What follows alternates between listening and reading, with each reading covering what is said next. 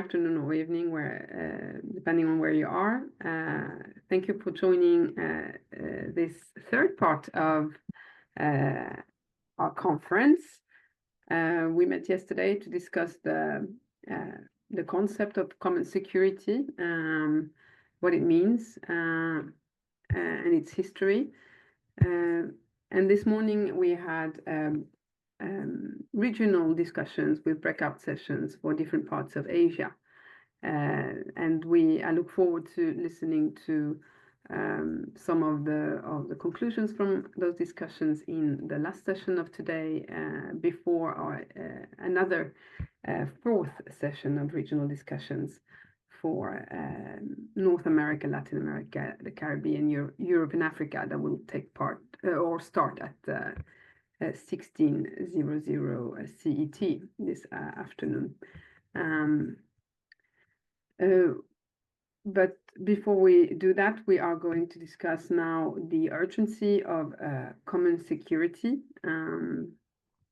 because, as you all know, we have there is crisis all around us. We are on the edge of climate collapse. There is a rising inequality, rising authoritarianism, and these are borderless threats. Yet governments pour more than $2 trillion a year into weapons while cutting on social spendings.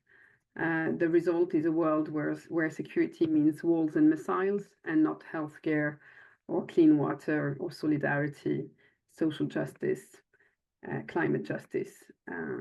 Fear divides us when we need unity the most. But there is another way. Common security was born in the Cold War's darkest hour, and it tells us a radical truth that no one is safe until all are safe. It's not naive idealism, it's practical survival. Disarmament and climate justice, fair economies are not soft policies, they are the only way to break the cycle of violence. So this conference is a call for action. The 2022 Common Security Report laid the blueprint, but now we must build and strengthen a movement, and that's why we are gathering here today. From trade unions to grassroots activists, we demand that we invest in people, that we center in human security, not state power, and that we champion diplomacy over destruction. So in order to help us do that, we have a lot of very interesting speakers today. But to start the discussion on the urgency of common security, I welcome Akiko Gono, President of ITUC, Philip Jennings, IPB's co-president, and Oscar Eneroth, who is the Secretary General of the Olof Palme International Center. Okay, thank you very much, colleagues. Good morning and good afternoon, good evening, wherever you are. And dear colleagues, it is an honor to be here with you at the Common Security 2025 conference. As the President of the International Trade Union Confederation, I welcome this opportunity to stand together with all of you in redefining security for the 21st century. The world is now in the period of uncertainty with the destruction of order of law. Peace and democracy, which we have been making efforts to establish after the Second World War, are in danger. So it is most appropriate to discuss common security now. For me, as a Japanese trade unionist, the theme of peace is deeply personal. My country has been firsthand the devastation of war. The bombings of Hiroshima and Nagasaki remain an eternal reminder of the horrors that human beings must never repeat. But Japan is also a symbol of resilience and reconstruction. From the ashes of destruction, we committed ourselves to peace, democracy, and prosperity through cooperation. It is this lesson that we must bring into today's discussion. Security cannot be built on military strength. True security means dignity, justice, cooperation, and it means common security. The international trade union movement has always been deeply connected to the peace movement. Since its founding, the ITUC has been a strong voice for social justice and conflict prevention. We firmly believe that security is not simply the absence of war. Security is having a decent job, fair wages, and a safe workplace. It is living in a society where people are not afraid of hunger, not afraid of depression, or not afraid of losing their rights. This conference provides a crucial space to reimagine how we build peace. The old idea about security based on military power and competition have failed us. We need a new approach.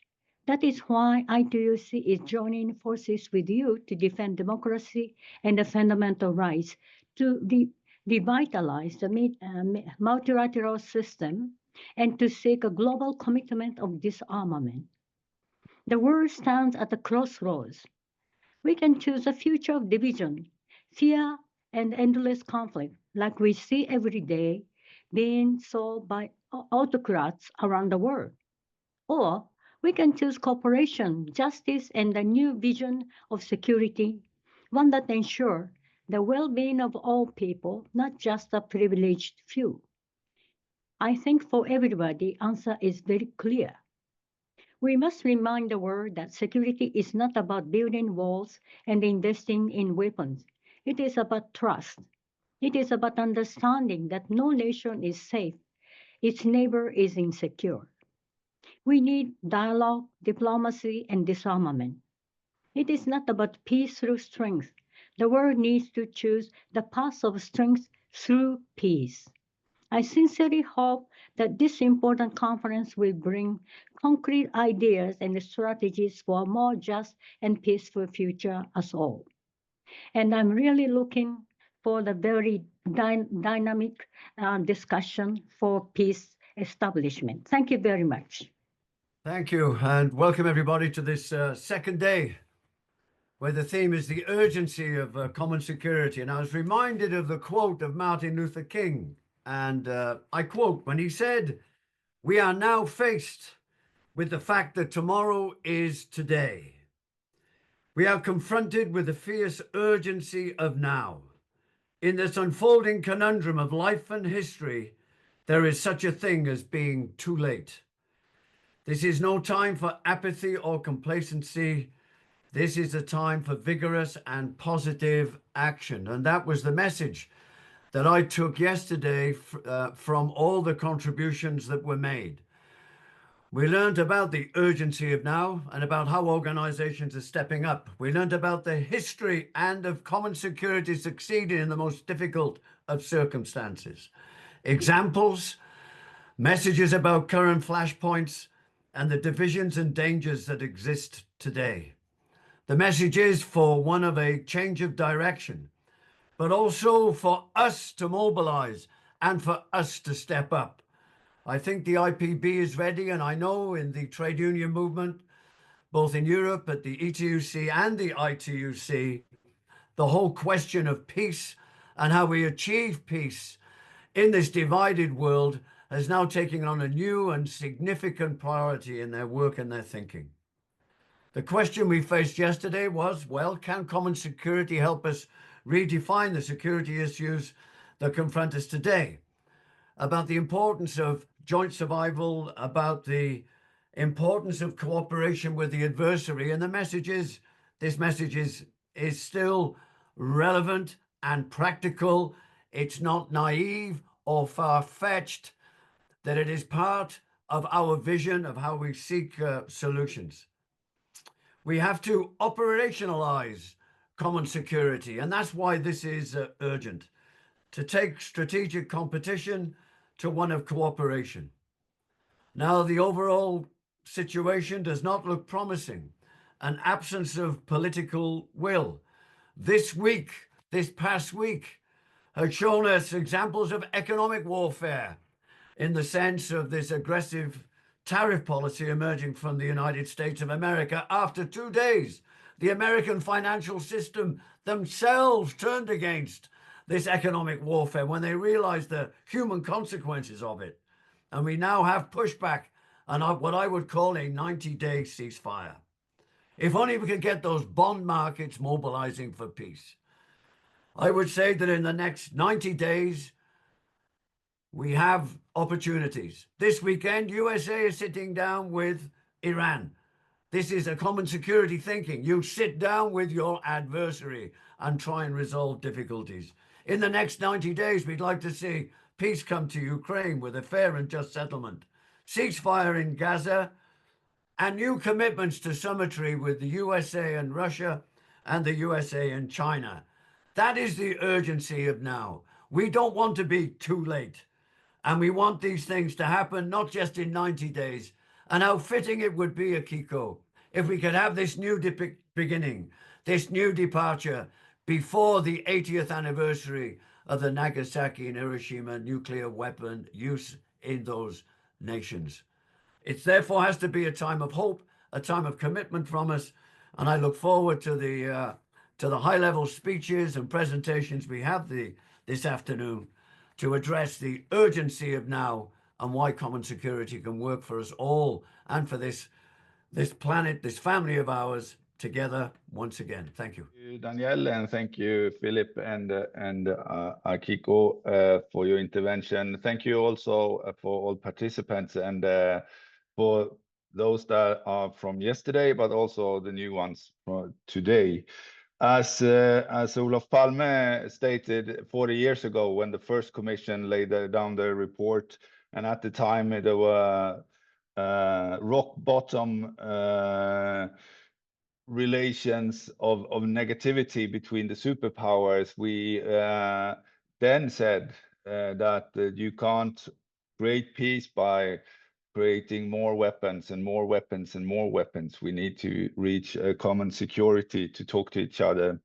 That was also the thing we quoted in the report of 2022. And what we also quoted there was that this is not thing that we will finalize today or what we finalize then. This is on the road and the path that we need to do together, and that therefore it's so great, and I'm very proud that the Olof Palme International Center, together with the International Trade Union Confederation and the International Peace Bureau, are working with this together, and I look forward to continue that work even after today. And I'm eager to present more ideas on how we can develop this concept further on, because I think the state of the world is almost as bad as 40 years ago, or even worse, as Mr. Jennings just approached us. As for Palme Center, this is a key concern that we are based in, because we work in the values of Olof Palme, which is built on alliances between those that we agree with, but also alliances with those that we don't agree with. And therefore, this is a core activity for us. And what I also take with me from yesterday's, and I also thank the speakers from yesterday and their contribution, is again the crucial things of small states and their ability, and also their responsibility, but also their chase for democratic values. And the small states are important that, and Olof Palme was a leader for that politics. With that said, I like to thank the speakers for today. I will follow that very closely, and I look forward to an interesting conference, and I look forward how we can continue our cooperation. So thank you all for listening, and let's get down to business. Thank you, Oscar. Indeed, the stakes couldn't be higher. The next war, the next famine, or climate disaster are not inevitable. They are choices, and we must choose differently, simply. So I'm happy to also introduce all who can contribute to that discussion, and also remind that this conference is a step to also join forces. So the three organizers are us, but we also have other organizations behind us that endorse the concept of common security, and we hope to enlarge the family and then join forces again to make to be stronger together. So now I hand over the word to Jerome Bernard, Political Director of ITUC, and Rainer Brown from IPB to moderate the next session with our dear speakers. Danielle, and hello from me from Brussels. Good morning, good evening elsewhere. I'm Jeroen Bernhard, Political Director with the ITUC, and I'm honored to moderate today's plenary session with Rainer, who you can see on the screen as well. Yeah, my name is Rainer Braun. I'm the former co-president and executive director of the International Peace Bureau, and was a part of the community which were preparing the 22 report, Olaf Palme's second report, and also the regional report to Central Asia. And it's a pleasure for me to moderate together with Jerome this session. So I think today we will share a privilege of listening to a very distinguished panel of leaders that will take us through different aspects of the urgent, as we've all heard, and necessary common security framework for the future. We will have a good hour and a half to listen to 5 fantastic high-level panelists with perspectives ranging from activist movements over international institutions and government, or a combination of those. And then afterwards, we will have time for an open and plenary and very inclusive discussion.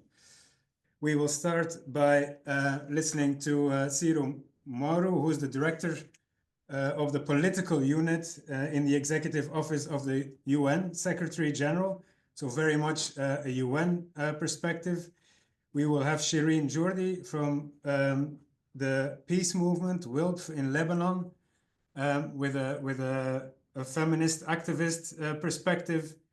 We will listen to Jan Eliasson, a high-level diplomat and also former UN official. We will have Fabio Arias from CUT Colombia, the trade union there, and Annika Soder from the European Institute of Peace and also former Secretary of State of Sweden. For me, it's a great pleasure and honor to be a part of this conference. I think after 3 years, it is really important that the 3 organizers of the Common Security Report #2 are joining again together and promote the idea, the philosophy of common security in these difficult and dangerous times, and also underline the need of more actions and activities. I think when we are looking to the crisis in the world and to the wars in the world, none of these wars can be solved without the ideas of Olaf Palme, Willy Brandt, and Bruno Kreisky and others.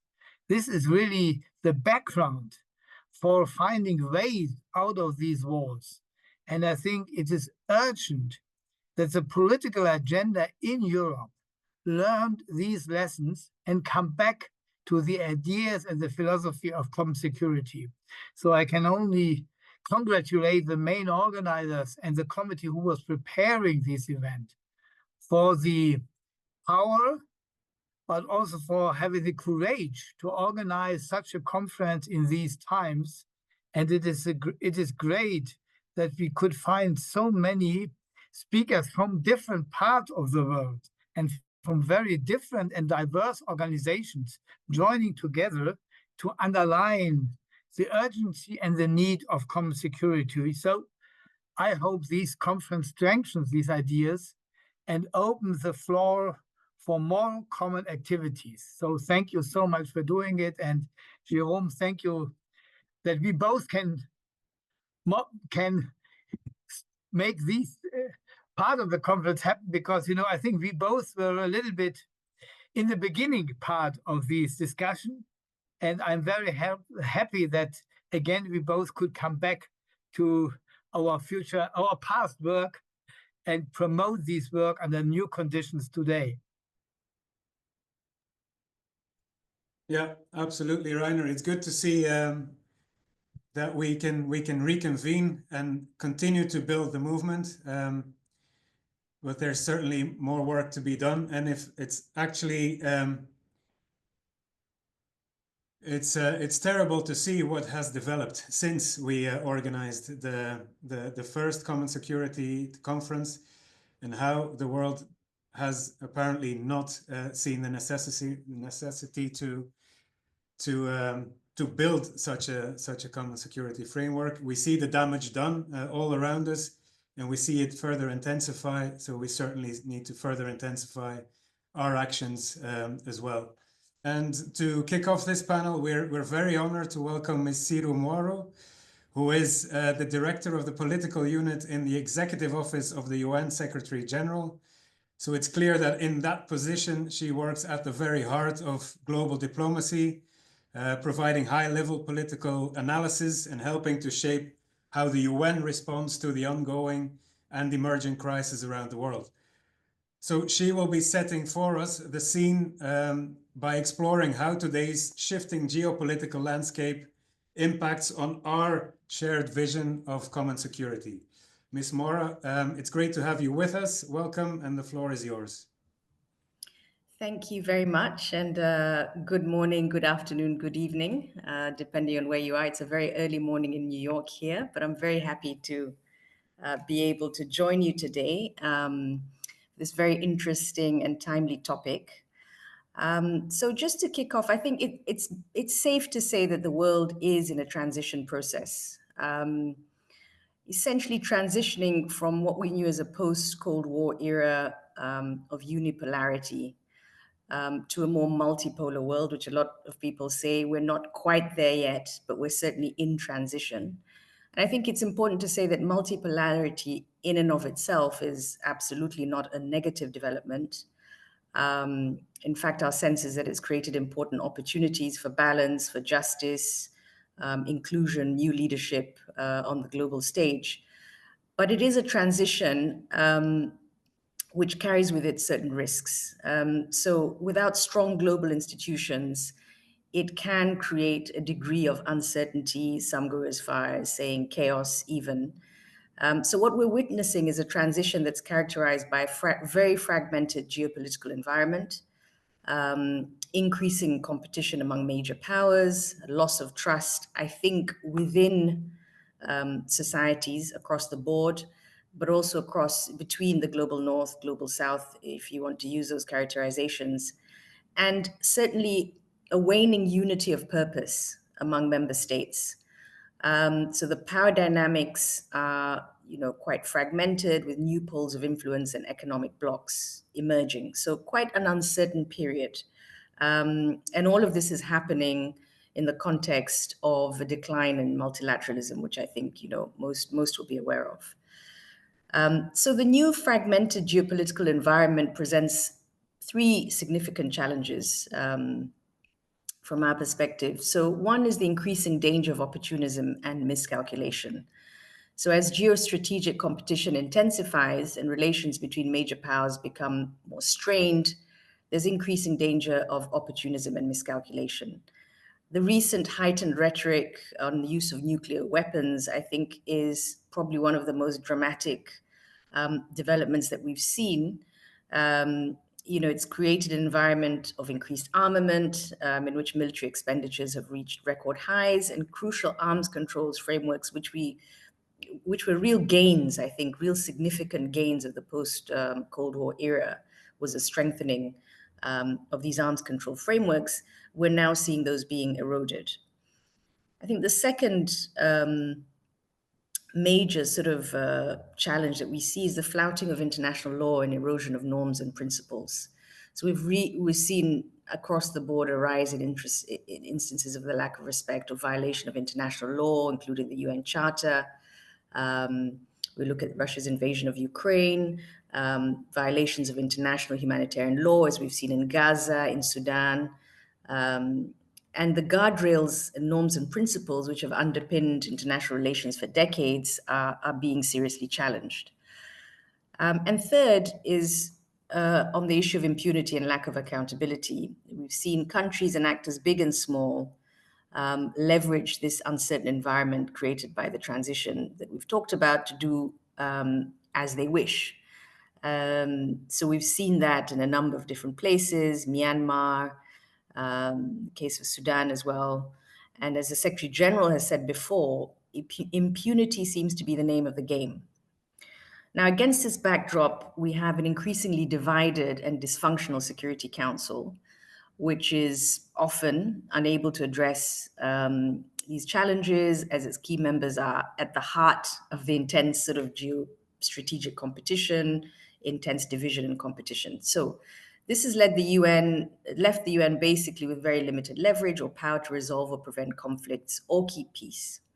And that's evidenced by challenges that we've seen in relation to the peacekeeping environment, the UN peacekeeping environment, and with some of our special political missions in recent years. So more worryingly, competition, division, and lack of trust has been preventing us from taking effective steps to deal with new and emerging threats with existential dimensions, such as the climate crisis, the risk of uncontrolled artificial intelligence, and the weaponization of new technologies. So just a few words then on the way forward and building on, the Pact for the Future. So although our world is going through a time of turbulence and a period of transition, in the Pact for the Future, member states have recognized that, the multilateral system and its institutions, with the UN and its charter at the center, must be strengthened to keep pace with a changing world. On the peace and security front, the Pact for the Future reaffirmed the importance of conflict prevention and resolution, and urged the Secretary General to actively deploy his good offices. But this would need to be cognizant of the global geopolitical landscape and be creatively applied in areas where the UN can bring some comparative advantage, as was the case with the Black Sea Grain Initiative, where I think a very sort of creative approach was deployed to identify a niche area for engagement, which I think had a global significant impact in terms of food security and in relation to other issues. So the Pact for the Future also signaled that a transformation in global governance is essential. And this is reflected in the promise made in the Pact for breakthrough on reforms to make the Security Council more reflective of today's world and, addressing the historic underrepresentation of Africa, Asia Pacific, and Latin America. The Pact also laid the foundations for a fundamental review of UN peace operations to make them more effective in addressing existing and emerging challenges while navigating a complex geopolitical context. Finally, the Pact also included the first agreed multilateral support for nuclear disarmament in more than a decade, while committing to steps to prevent an arms race in outer space and to govern the use of lethal autonomous weapons. So despite the fragmentation, the majority of states remain deeply invested in the multilateral system as essential to secure their sovereignty and independence and to moderate the behavior of major powers. The Charter of the United Nations and international law remains fundamental.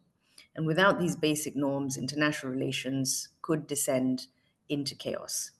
The Pact for the Future represents an important opportunity for member states to recommit to multilateralism and utilize the UN's mechanisms to navigate this complex and uncertain geopolitical transition. Thank you very much. Thank you very much for this introduction. And if you allow us, I think we would still hope to benefit for a couple of minutes from your time to reflect some more ideas. I'll also invite participants to write any specific questions in the chat so that we can pick up on them. But since you're addressing an audience of global movements, activist movements, including trade unionists from all around the world, people who are active in the peace movement, what do you think are opportunities that lie? We heard you say reshifting balances, geopolitical reshifting is not necessarily bad. It's also an opportunity to reshape global governance. You made several references to the Pact for the Future as being your roadmap for such reform.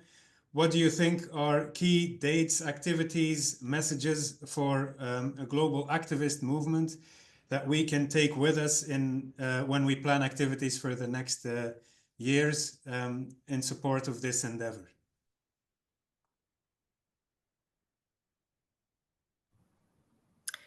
So I think there's some key. I mean, thank you. So I am indeed available to stay for a little while and take a couple of questions. So on this, I think I'm assuming that a number of your participants were involved, certainly in the run-up to the sort of Pact for the Future last year, and were involved in some of the sort of outreach and the different platforms that were established, and those continue to exist. And we're now very much in the implementation phase. And I would argue that probably, as with most things, the implementation phase is really where we need the biggest push, okay? Because all too often, I think, I can be very frank in this, we arrive at very good documents. I mean, the pact was negotiated, it's a negotiated intergovernmental document. So it has in it a lot of compromises, a lot of things where we would have liked to see a higher level of ambition, but member states were able to settle on certain things. So the implementation point, I would argue, is probably where the biggest push is required from platforms such as yours. And there are many different segments to the pact, many different sort of thematic areas, if you will. There's a peace and security component. There's a whole sort of international financial institutions component that's looking at sort of, debt and all of those kind of big issues. So forming constituencies that are thematic, that pick up on some of the key issues that you want to sort of push on, I would say is absolutely critical. Because change often comes, it's typically not from within, it's usually from without. So I'd strongly encourage you to do very heavy mobilization in the thematic areas of interest, and try and raise the level of ambition, and also ensure that what's been agreed upon has been implemented. And I would say because there'll be a reporting back certainly around the General Assembly that's coming up. So, the time is now, if you like, for greater organization, mobilization around the sort of core. But I think it's important to prioritize, okay? Because there's a huge menu of things. So it's not for me to say what priorities you should be interested in, but I think a prioritized approach is always better, where you can harness the energy and then push that forward with very clear benchmarks of what you want to achieve and register as successes as we get to this year's General Assembly. Thank you. Maybe I can follow with another question. We have this year the 80 years anniversary of the United Nations, and I think we all are proud to have the United Nations, but we all also know the weakness of the United Nations in some points. What do we expect from the social movements when you are preparing the 80 years anniversary of the United Nations? So, yes, indeed. This year is UN 80, and it comes at a very kind of interesting, and I want to be frank here, a very challenging time for the organization. I think the Secretary General, so we're all clear that everyone agrees that the UN remains absolutely necessary, more so than ever.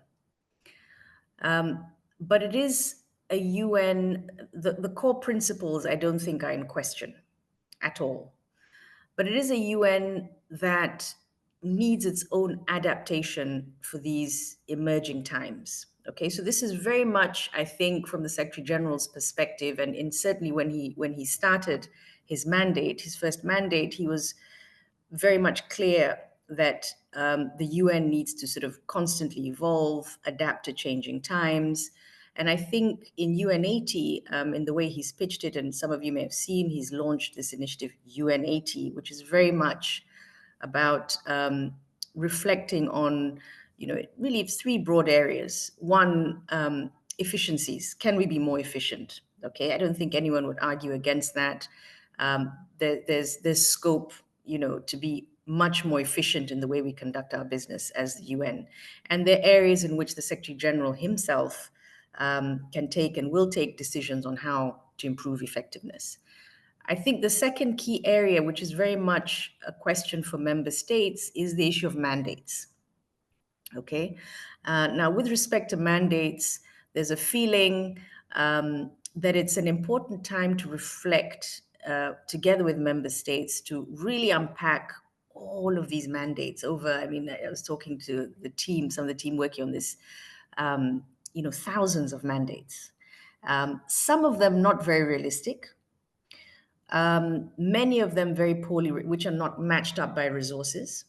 Okay, so very ambitious mandates and the resources then, are not commensurate with what the organization is being asked to deliver. So that is very much an issue for member states to reflect on.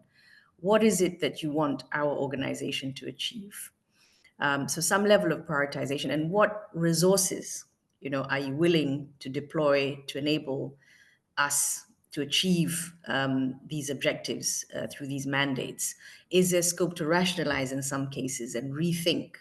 But this is very much for member states. But I would say that a constituency like yours should be very, very active in this conversation in terms of influencing member states to take, I think, I want to say rational decisions. I think I can say that, because sometimes you look at the mandates and then you look at what's provided to actually deliver, and there's a complete mismatch. So I think you can be very helpful in pushing for a level of realism, practicality, without losing ambition, but ensuring that resources match, what we're being asked to deliver. I think the third piece, which everyone is very interested in UN80, is this whole issue of a potential kind of restructuring in certain areas, which is, I think, more, can we structure ourselves differently? Can we rationalize a little bit more the structure to deliver better and more effectively? So those are the sort of three pieces that UN80 really is all about. It sounds, it may come across to some as very sort of bureaucratic, but I do think that it is time to reflect on how to improve our fit for purposeness. Okay, because it's directly related to our ability to be relevant in today's world, be relevant to social movements and to everyone. So that's very much what UN80 is about, and this is the Secretary General's vision for this. Thank you. Thank you. Thank you very much indeed. I think it resonates very much within our movement, the international trade union movement as well, in terms of how can we ensure that the UN focuses on its main deliverable, which is stability and peace in the world, and how it connects to our different agendas. You mentioned financing, certainly also for us a crucial issue in building that stability, and also connects to what you say in terms of the capacity as a secretariat to have the resources to deliver on what is expected from you. We have a comment in the chat that refers to the pervasive corporate capture of the UN and the risks that entails. So you're free to comment on it. And I want to finish with one very specific question that is popular in the chat as well, which refers to the Uniting for Peace resolution and how it can be more effective or more effectively used so that the General Assembly can actually act when the Security Council is blocked. You've made reference to the blockages on that level. Any final thoughts or remarks on either of those two issues are welcome. Thank you. Now, corporate capture, I'm very intrigued by this. I think I need to understand a little bit more. It was a very sort of a provocative statement to understand a little bit better what is meant here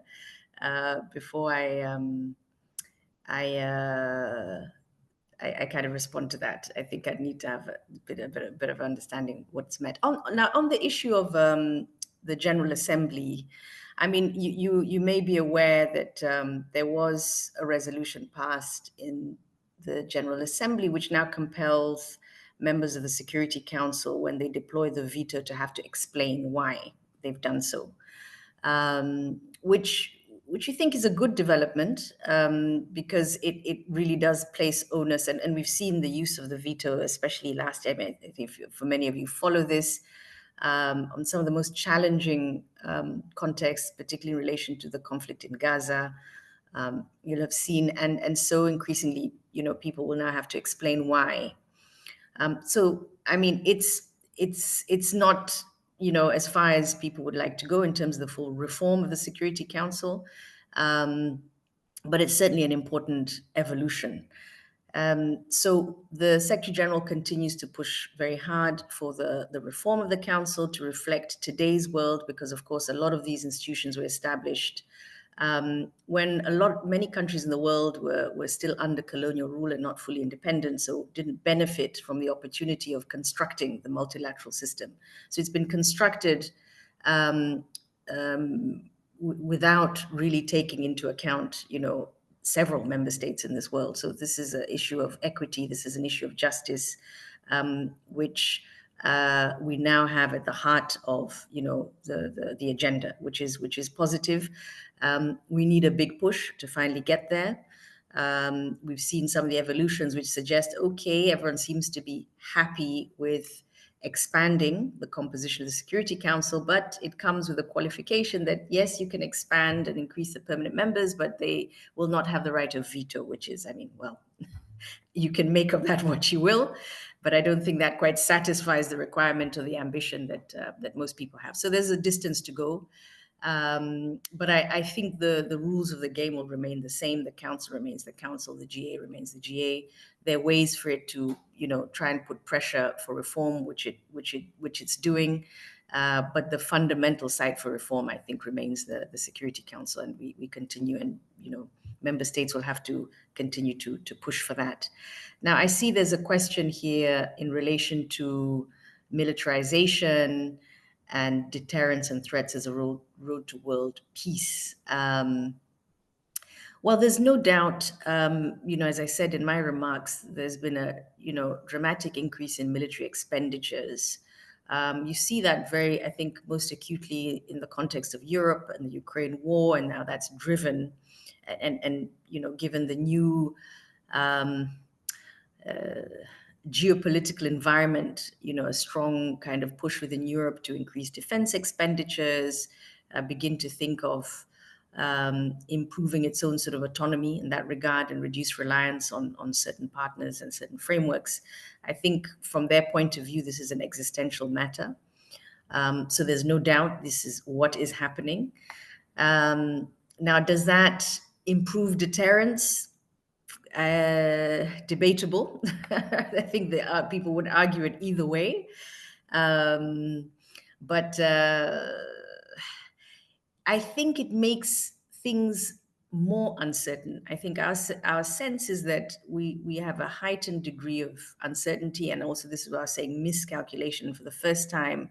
The kind of rhetoric around the use of nuclear weapons, which is, no one would have thought possible, I think 5 years prior, is very much part of the discourse now. So, I mean, this is a dramatic development, no doubt. So it doesn't seem to be lending itself towards deterrence. It rather all seems to be escalatory, if anything. So how to get back to a kind of level of strategic balance, I think this will take some time. But I think people are attempting to find a new balance in the world order, which is very different from what existed before. I mean, you had NATO and other blocs, and now we don't quite know where things are going to land. But I think the world is desperately in need of a new level of balance at a strategic level, but we're not there yet. And the pathway seems rather uncertain. Thank you. Thank you. And thank you very much for joining us so early. I think you've deserved the coffee. Thanks a lot for taking the time to be with us. Thank you. It was my pleasure, and I wish you all the best. Thank you for joining. And dear colleagues and dear friends, it's a pleasure for me to announce the second speaker, Shireen Jodi, President of Gulf International League for Peace and Freedom from Lebanon. And she will speak about the global nature of common security, the polycrisis, and interconnections. And I think Gulf has a long tradition in peace work and a long tradition in common work also with IPB and other organizations. So, Shireen, you are heavily welcome to our meeting. The floor is to you. First, thank you so much for organizing this very important discussion, and thank you for inviting me. I'm really like Mr. Mayura's meeting discussion was rightly just before me to say that she led the perfect framework. I'm not going to repeat what is needed and what is wanted from us at the grassroots. I want to say that as we are having this talk on this very important talk on common security, what does this security mean to women in Gaza that are bombed on a daily basis in their own tents while being refugees, not for the first time, not for the second time, not for the third time, not for the fourth time, not for the fifth time, with their continued refugees, and still they are being lacking the security that is needed. What is peace to women in Lebanon, especially in the south of Lebanon, after the signature of the ceasefire agreement in November 2024, after 2 months of deadly war? And what is it to have peace when we had the militarization of communication, telecommunication, just being spread without an alert?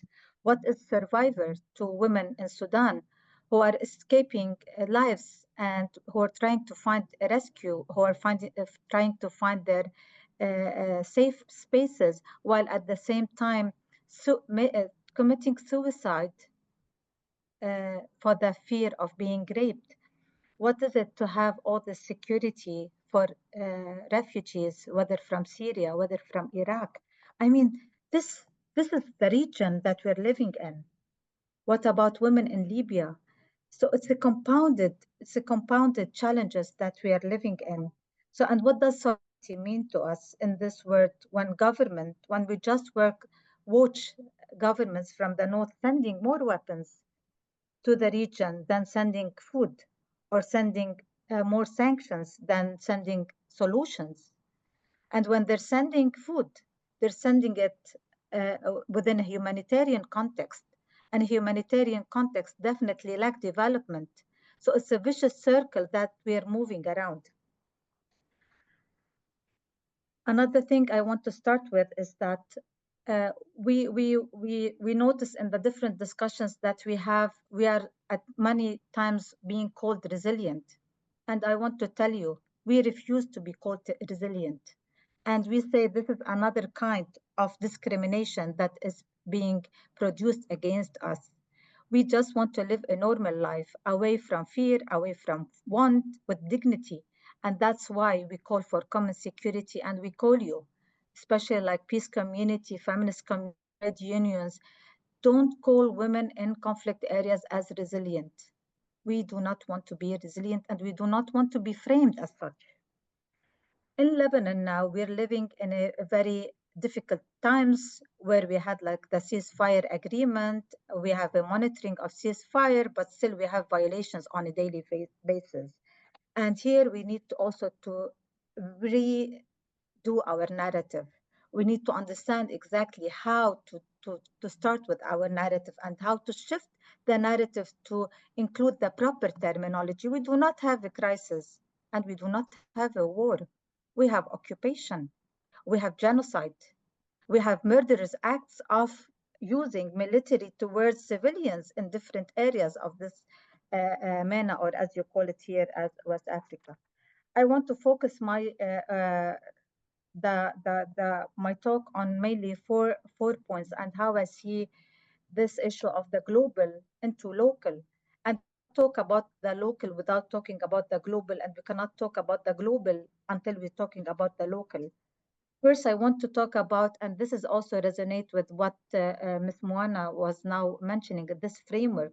So with all the frameworks that we have, the different agendas, women, peace and security, youth, peace and security, disarmament agenda, the trade unions, and say like all these discussions that we have. And at the same time, when we're talking about this, it means that we are just being involved in too many things that we are forgetting about our main cause. And it's very important for us to move away from these silos, how we're able to move forward together in these different agendas to work towards a unified way of accomplishing or operationalizing this common security. There's no peace in Gaza, there's no security in Lebanon, there's no justice in Sudan, there's no future in our world. I'm mentioning just my region because maybe I think it's also important to discuss this particular region, given the extensive countries that are under war within this very small geographical region. When we want to have this kind of silencing, and we need to transform the narrative, we need to say like it's not a conflict. It's not even like women and children are not dying, they are being killed in their tents. They are being used, like all these weapons are being used upon them when they are still in their tents. Remember, they have been now for more than 1 year and a half under the cold, under the during the summer, with the weapon, with the hunger being used as a weapon of war, with water being used as a weapon of war. Just imagine that the tragedy that all these people are living through. Second point I want to mention, and I've like there's a pattern. That's why like I'm not going to go into many details because I can see like now through the discussion that we had yesterday and today, there's a pattern of the things. So I'm just going to pinpoint things that impact us, and this is what calls for the global operationalization of this common security. And this is what and this is what we need, what we are calling for. And at the same time, this is why we need also the UN system to work. We need it to work. We have no other opportunity, and we no other platforms than the UN to work. We have this militarization versus the human security approach, and definitely we do not call for defense. Now we have unfortunately all this money, all this spending that is going to military. When we talk about the expenditure to military, then we're talking about destruction. More destruction means more money for humanitarian aid. More money to humanitarian aid means less money to development, means less money to the human security approach, means less money to the educational part, means less money to schools, to hospitals, to agriculture, to trades unions, to women, to equality, to women who are delivering their babies in unhealthy circumstances and unhealthy spaces. So just imagine like all of these processes that we're living in that are just building on elements of destruction. When you have this money that is being spent on militarization, you need to multiply it by I don't know how many times to imagine like the impact of its destruction on the earth, on the climate, on the soil, on the water. Just to mention one of the few things, like in Lebanon, most of the areas that were bombarded are thought to be the food basket of Lebanon. And these were bombarded with phosphorus weapons. These were bombarded with illegal weapons. You know what are these weapons? These are weapons that are tested weapons. They are testing these weapons on us, and then they sell it in the market. This is an economy. So the implications of the climate, and Lebanon had won like the case against Israel in 2006 when the oil was bombarded and it affected the Mediterranean Sea. But still up until this second, this General Assembly resolution is not implemented. This is one of the things that is being raised. What is needed now is more of, we have the climate, we have the militarization, but we need to move forward. And we need to move forward collectively. We need to think on how we are going to move forward. Mrs. Moena also mentioned the issue of funding, and we need to think of how we're going to reallocate these funds, how we're going to re-embed these women peace and security, youth peace and security, disarmament agenda, the artificial intelligence, the implications of all these weaponization systems into different platforms so that we can have a meaningful engagement of those who are at the grassroots. In Lebanon, for example, this ceasefire agreement did not include any women and did not include any youth. And at the same time, the monitoring of the ceasefire does not include women. Do we expect to have different results if we're going to have the same input at the time, if women are not included in these different processes? If we, civil society from the South and the North, if we are not able to collaborate and have a proper platform to move forward, are we going to make a change? I don't think so.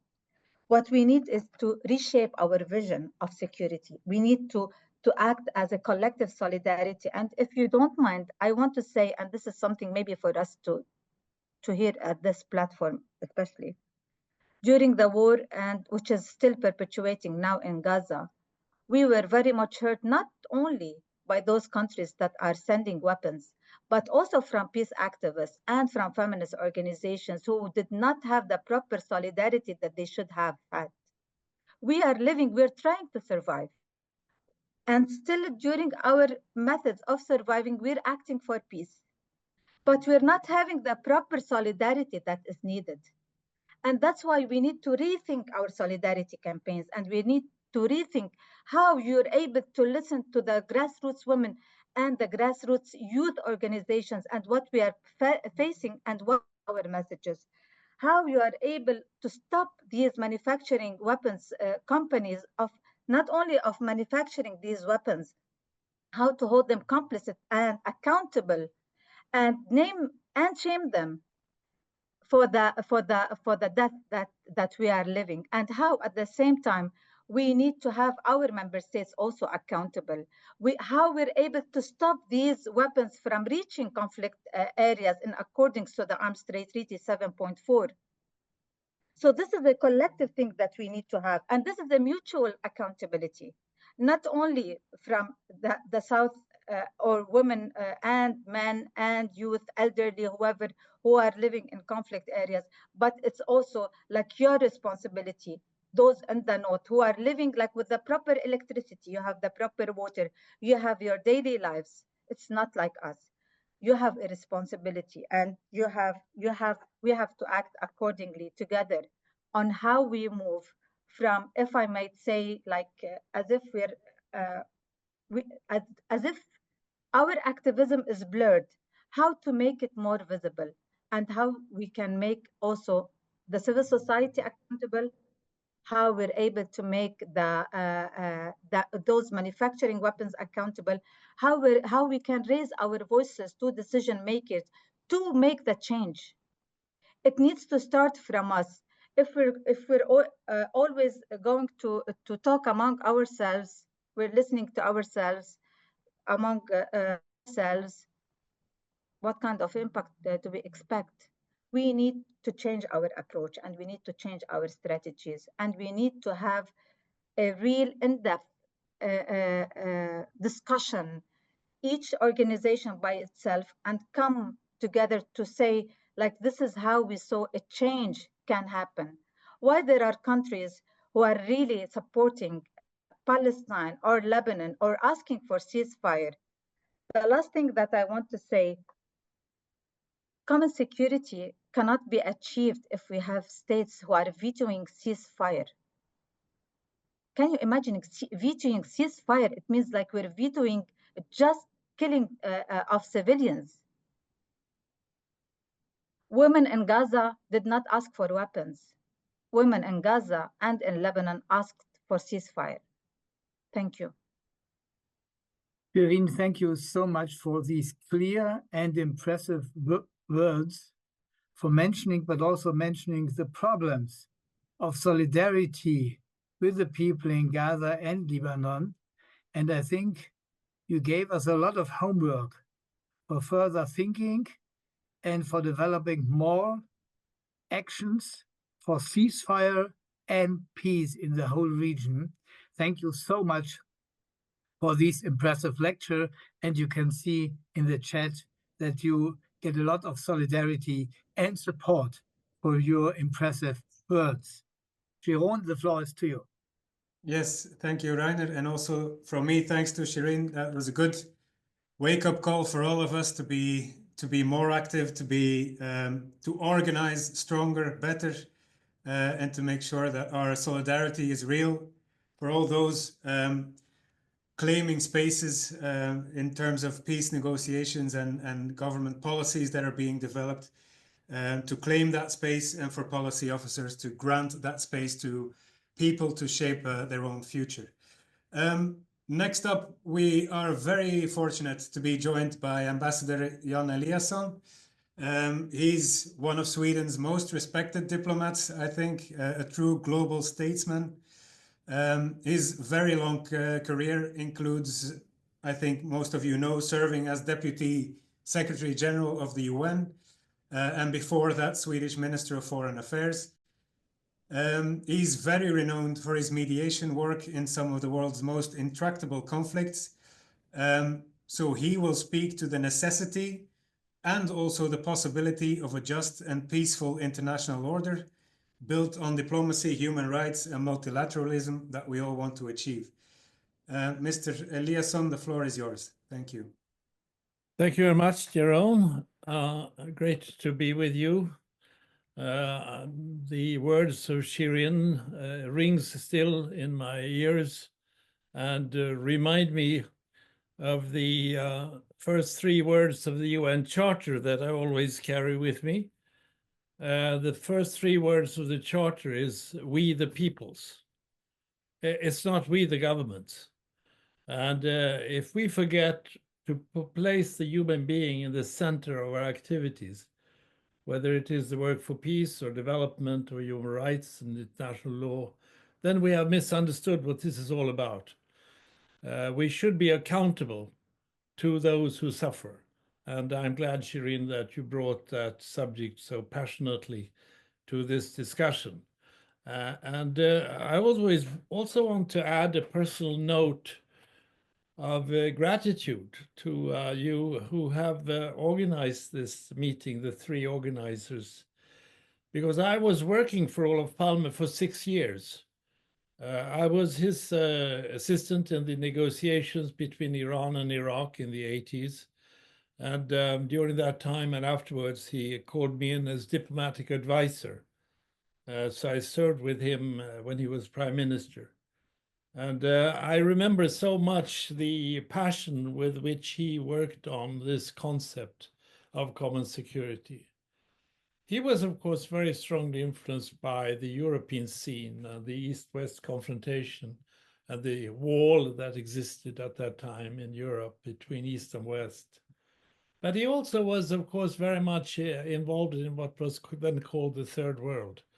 And he felt very strongly about translating these ideas of common security to the global scene, whether it was Middle East or Africa or Asia.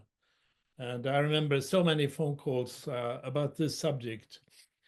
One of the architects together with him was Egon Bahr, of course, the minister in Germany. And I think, even if it's perhaps a bit of self-praise in the Swedish connection, that it really was one of the bricks that were laid to create a different order during the Cold War, which then later led to the fall of the wall in 1989. But thank you very much for doing this, and also to the Palme Center, Oscar and his predecessors, Anna Sundström, Björn Lind, who revived the Common Security Report 40 years after its creation. And as some of you have said here, it's more topical and more relevant today than ever. I mean, we have moved in a horrible direction in the world of distrust, division, and polarization, and not having communication, and stopping contacts as a peace factor. Diplomacy is in a very bad state of affairs. The efforts to find peaceful settlements are not given priority. It's mainly military victories. I hope you saw the quotation marks. And where we are completely forgetting that it is ending wars, which is our main, or not starting war, which is our main mission, and also creating fair and good conditions for the majority of humanity, and of course to maintain human rights. So again, thank you for bringing these issues up. I think that I will try to make an attempt to move in the direction of operationalizing the concept, because I don't think we need to go further into the horrors of today's world. We have the Ukraine war, we have the horror in the Middle East, and we have the Sudan war and so forth. And we have the steps backward on development and reduction of support of the United Nations. And we have a decay of international laws. I don't need to go into that, but I think I will ask myself what we can do about it. First, I will take a pretty unconventional approach to attitudes, or the sort of mental preparedness that we need to have in today's world. Because I think we are all depressed by the state of affairs and the development as they are, with the uncertainty and fear around the world, growing by the day almost today, these days. And that is that we should try to think in two perspectives. We should be extremely good in our analysis of the world as it is. And it's not a pretty place. And so even if I'm an old-time UN man, I don't think we should have any rosy, idealistic pictures of the world as it is. It's a pretty bad place right now. And we should have a strong and clear, realistic analysis of the world. But we must never forget the world as it should be. We have to think in terms of two perspectives. We have to be good in dealing with the crisis today, realistic and action-oriented, but we also need to never forget the world as it should be. And it's no coincidence that I picked up the Charter, because the Charter, that's where it is, the principles, the norms that we need to revive and make sure that we place very high up. And what we now are faced with is the need, an urgent need, for the mobilization of good forces, for peace and development, human rights and international law, but also for solidarity, as Shirin pointed to, and putting the human being at the center. That movement is really extremely important to create. And I'm so glad that you picked the common security concept and the report in its version 1982 and revived in 2022 into this discussion, and that you succeeded, the three of you organizers, to bring so many actors from different levels into this discussion. Now, I was president of the General Assembly in 2005 and 6, and we had a summary of the whole agenda for the UN. It was Kofi Annan and myself who worked out with a group, a very simple sentence, which many of you know, but I repeat it because it really gives me the framework for what we need to do. We summarized this whole report, 170 paragraphs in the 2005 summit document. We summarize in this way: there is no peace without development. But there is no development without peace. And there is neither peace nor development without respect of human rights and respect of international law. So what we have is an agenda which is built on three pillars. And these three pillars have to be strong at the same time if we are to have stable societies. We need to make sure that we have peaceful societies. We also have to make sure that we have fair and fairness and equity in economic and social conditions in our countries, and between us, of course, between rich and poor. And we need to have absolute 100% respect of all the basic documents that we and our predecessors in diplomacy have negotiated over the years. The UN Charter, the 1948 Declaration of Human Rights, the Geneva Conventions, the laws of the war, etc. All that which is now living a life in shadow. So let us remember these three principles, that we have to be active in all these three aspects, peace, development, and human rights at the same time. And this also sends a message to us in the name of common security. That is that security has to be seen both in the context of peace, development, and human rights. Taking care of these three dimensions is a broadened and a comprehensive security concept, a realistic concept. You can't divorce the climate change issues from security. You can't divorce human rights from peace.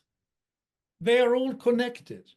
And this means that we have to have a way of working which reflects this model of thinking, which means that you need to have simply put the problem in the center. I worked in Swedish government and bureaucracy. I've lived in the UN bureaucracy. I just want to say that if we start to use as a method of change to put the problem in the center, it could be a human rights problem, it could be water in development, it could be prevention of a conflict in the peace sector. We should put the problem in the center and then unite around the table those who can influence that problem. And this means that we can, in today's world, we should not only work with ourselves in the international organizations as member states. That's, of course, basic. UN is built on that. But we need to also bring in parliaments. We need to bring in civil society. We need to bring in the media. We need to bring in the research in the university world. All other sectors and of course the business sector also. All these other sectors that have an interest in a world that lives in peace, development, and human rights. And this is a pretty unconventional way of working because we are so used to working in silos. But I will tell you, if we try this other method, putting the problem in the center and then gather around the problem and then come out with a division of labor, we are in much better shape. And then in order not for us to get deeply depressed about this situation in the world, remember the world as it should be at the same time. And I say also that there is a need now, of course, for a revival and renaissance of international law. We are seeing a complete disregard of international law in so many areas. The Russian aggression in Ukraine, the actions in the Middle East, both from Hamas and, of course, Israel, in the starvation and the replacement of people innumerous times that Shirin mentioned. And, of course, the very disregard of the norms of humanitarian law. I was the first emergency relief coordinator in the UN, and we were proud to try to live up to those principles, and they were known. But if you make a survey today, you will find out that the international law is not as known as it should be. Not even the humanitarian principles are well known. You need to revive those. Tom Fletcher, the new dynamic head of OCHA, is speaking more and more dramatically about this lack of respect of respect for human law, particularly after his experiences in Gaza recently. But I also think that we need to revive the work of the United Nations. I know there is now a situation where UN is put in the shadow and blamed, but my God, what is absolutely crucial now is to realize that this is the only organization we have that covers these three subjects and has a universal participation. So whatever we say about the results, we need to revive this organization and make sure it works. Olof Palme, whom I worked with, as you know, for 6 years, he was growingly interested in international law. He learned it. He was almost like a professor of international law at the end before he was killed. And he always said to me, Jan, remember one thing. The respect of international law is the first line of defense for a small and medium-sized nation. It's the first line of defense. If we have a solid trust in international law, a solid attachment to international law, we actually are creating a first line of defense. That's what it's all about. And that's why it's so important that we revive the UN. Of course, with the veto power, that is difficult, but I think we will have to see the need, urgent need, for a reduction of the use of the veto in some situations. For instance, when cases of genocide are about around the corner, or war crimes, etc., that were in the ICC documents. But we need also to make sure that we work in such a way that the international law is becoming the leading principle for the work in the Security Council. I think it also will have to lead to representation from Latin America, Africa, and Pacific Asia. We can continue this way. I remember how difficult it was when I was president of the Assembly to bring about change, but this time I have a feeling that the legitimacy of the UN needs a really serious discussion. But right now we live with a big fear. When I recalled Olof Palme's quote about the international law being the first line of defense, I think about the risk in today's world that the major powers, and let's speak very clearly, United States, China, and Russia, will more and more think in terms of spheres of interest, where they will look for what their interests from a strictly national perspective, politically, economically, etc. And then with the right of the might, as they say, also take the steps to make these interests a reality. We see that now in situations that are obvious, both in Ukraine and in certain parts of the world that are in the interest of the United States, land grabs, more or less. And we see it also around Asia and China. So what I think we need now is to come back to Olof Palme's report, the common security, to make sure that we have both a movement in the direction of the whole concept of realizing that you need to build security and cooperation, but also that you need to bring out more of interdependence as a peace factor, and revive diplomacy as a means of solving problems before they turn into these horrors that we have today. My favorite article in this UN Charter is Article 33, which talks about all the things that we should do before a conflict erupts. And I can just mention what we should do before conflicts. We should go for negotiations, inquiry, mediation, conciliation, arbitration, judicial settlement, or peaceful means, other peace of their own choice. How much of this are we doing?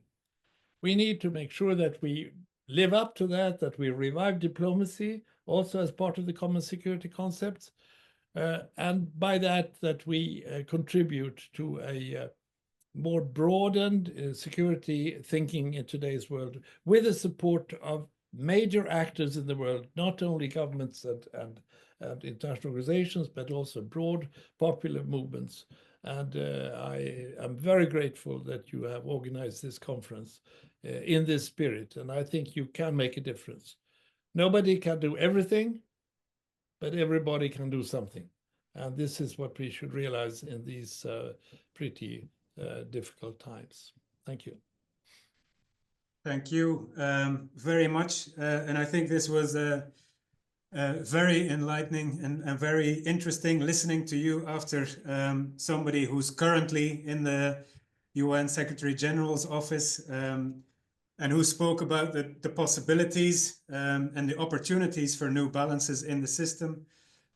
Listening to Shireen, who then spoke how the system has failed, and then listening to you, while defending the UN system and the UN Charter, also pinpointing at some weaknesses, needs for reform with representation and veto rights. There were some comments in the chat as well of people who really see that the system needs to be reformed to deliver for what it's intended to do. And I think the slogan behind us also says, for democracy that delivers, that people really want to see that that governments and institutions really deliver on their human rights and their decency to live. So thank you very much. Thank you, Jan. For me, it was again lessons I learned, like the same lessons when we were working together to develop the Common Security Report in 2022. And I can only say it is great to listen to you, because you are one of these important people which are still staying for common security. And this is, I think, a hope that we can promote common security in a much broader way than in the last years. So thank you so much. It's a great pleasure to announce the next speaker, who is coming from Colombia. He's the president of the Central Union of Workers. It is the biggest trade union in Colombia. And I think you all know how difficult and dangerous is the work of the common security in this country. So Fabio Arias, you are heavily welcome to join our meeting, and we are waiting with great respect to your words related to common security. Your topic is building trust and solidarity, de-escalation conflicts. Fabio, the floor is to you. Buenos días, aquí en Colombia. Saludos para todas las personas que en este momento están conectados a este evento. Agradecimientos a la Confederación Sindical Internacional por esta invitación, y obviamente quiero compartir con ustedes lo que nos está pasando en este momento acá en Colombia sobre un tema pues trascendental en la vida del planeta, y especialmente para nosotros aquí en Colombia, como es el tema de lo que este gobierno ha denominado la paz total. Colombia pues ha tenido una larga historia de violencia política y obviamente armada, que ha determinado serias restricciones para la actividad sindical en nuestro país. Para todas las personas que están acá, tenemos una larga trayectoria de más de 60 años de conflicto armado en Colombia. Y en medio de ese conflicto, en los últimos 45 años, producto de ese conflicto armado, han asesinado a más de 3.500 dirigentes y activistas sindicales. Es lo que hemos llamado nosotros desde la Central Unitaria de Trabajadores el genocidio al sindicalismo, que derivado exactamente del acuerdo de paz, un acuerdo de paz muy importante en nuestro país, en el año 2016, permitió que se establecieran dos mecanismos de transición muy importantes para la vida política del país. El uno, llamado la Comisión de Esclarecimiento de la Verdad, donde hay un capítulo específico donde se narra toda esta violencia y toda esta situación contra el sindicalismo, todo este genocidio, y otro que se llama la Justicia Especial de Paz, en el cual uno de los macrocasos de 8 que hay está relacionado con la violencia contra dirigentes y activistas sindicales. De tal manera que lo que quiero aquí decir es que ese es el episodio más importante realmente de todo este proceso de paz en Colombia, lo que se llamó la paz entre el gobierno en aquella época de Juan Manuel Santos, que posteriormente le dieron el premio de paz, premio Nobel de Paz, y la guerrilla de las FARC, la guerrilla tal vez más histórica y de mayor extensión que ha tenido en Colombia y que obviamente estuvo vinculado a todo este conflicto armado. Esa política de paz fue muy importante y muy significativa para el país. Digamos que intervino de manera positiva en la situación del desenvolvimiento democrático de la vida del país. Desafortunadamente, el gobierno de Iván Duque hizo todo lo posible por hacer trizas esos acuerdos de paz, cuestión que motivó un gran conflicto social en Colombia que se llamó el estallido social en el año 2021, producto inclusive también de la pandemia, y que permitió el proceso de paz y este estallido social del año 2021 la posibilidad de tener por primera vez en Colombia, en toda la vida republicana nuestra, un gobierno democrático, progresista, popular, con una fuerte tradición de izquierda, que es el que hoy está presidido por el presidente Gustavo Petro. El presidente Gustavo Petro se ha comprometido con ese proceso de paz, especialmente para retomar el acuerdo de paz firmado con las FARC, para que se cumpla. Es decir, después de que el presidente Duque hizo todo el esfuerzo para hacerlo trizas, tocó restablecerlo y casi que pues reiniciarlo. Y en este momento pues hay avances en ese sentido importantes de cumplimiento del acuerdo de paz. Entonces el primer asunto de este gobierno en el tema de la paz fue restablecer definitivamente ese acuerdo de paz maltrecho en el gobierno de Iván Duque. Pero adicionalmente se propuso un plan bastante ambicioso, audaz si se quiere, y lo llamó la paz total, que era restableciendo el proceso de paz entre el gobierno y las FARC, para que eso se implementara definitivamente. El primer punto y más importante de él es el tema de la reforma agraria, de entregar unas tierras, más de 3 millones de hectáreas, a los campesinos que la cultivan y obviamente la hacen rentable y productora especialmente de alimentos. Y segundo, un proceso de paz con las guerrillas que todavía están en Colombia. Una de las disidencias de las FARC, desafortunadamente, un grupo disidente de las FARC prefirió volver al camino que estaba en las FARC. Eso se dividió en 3 procesos. Con 2 procesos de esos, el gobierno sostiene en este momento conversaciones para restablecer con ellos un proceso de paz. Pero el otro proceso, tal vez el más ambicioso, era con el ELN. Se estuvo trabajando durante 2 largos años con ellos. Se hizo por primera vez con ese grupo guerrillero un proceso de cese al fuego, pero desafortunadamente, a finales del año pasado, todo ese proceso se quebrantó y desafortunadamente no se ha podido avanzar en ese sentido. Todo parece indicar que con este mayores opción gobierno, pero el gobierno ha sido muy crítico en este momento con la guerrilla del ELN, sosteniendo que prácticamente ha abandonado los criterios y los principios con los cuales habían tomado las armas y son hoy funcionales, según el mismo gobierno, a los procesos, desafortunadamente, de narcotráfico en nuestro país, que es, sin lugar a dudas, el combustible para la desafortunada situación de violencia que hoy vive en Colombia. Puesto que, si bien es cierto, se han restablecido estos procesos, repito, con las FARC y con uno de las disidencias, en la semana pasada el gobierno hizo un acuerdo con uno de los sectores del ELN, el sector que en Colombia tiene o tenía algún un poder territorial, un sector del ELN llamado los comuneros, que definitivamente hizo el acuerdo de paz con el gobierno. Fue obviamente cuestionado y rechazado por parte del ELN, pero al fin y al cabo ese sector que tenía poder territorial, repito, en Nariño y Putumayo, rogó hacer un acuerdo con el gobierno.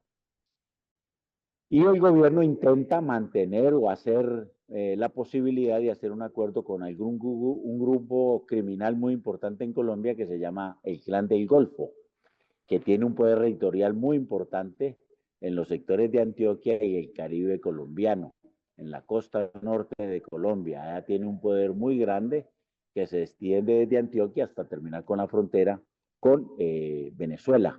Y ese es un sector bastante extendido en el país.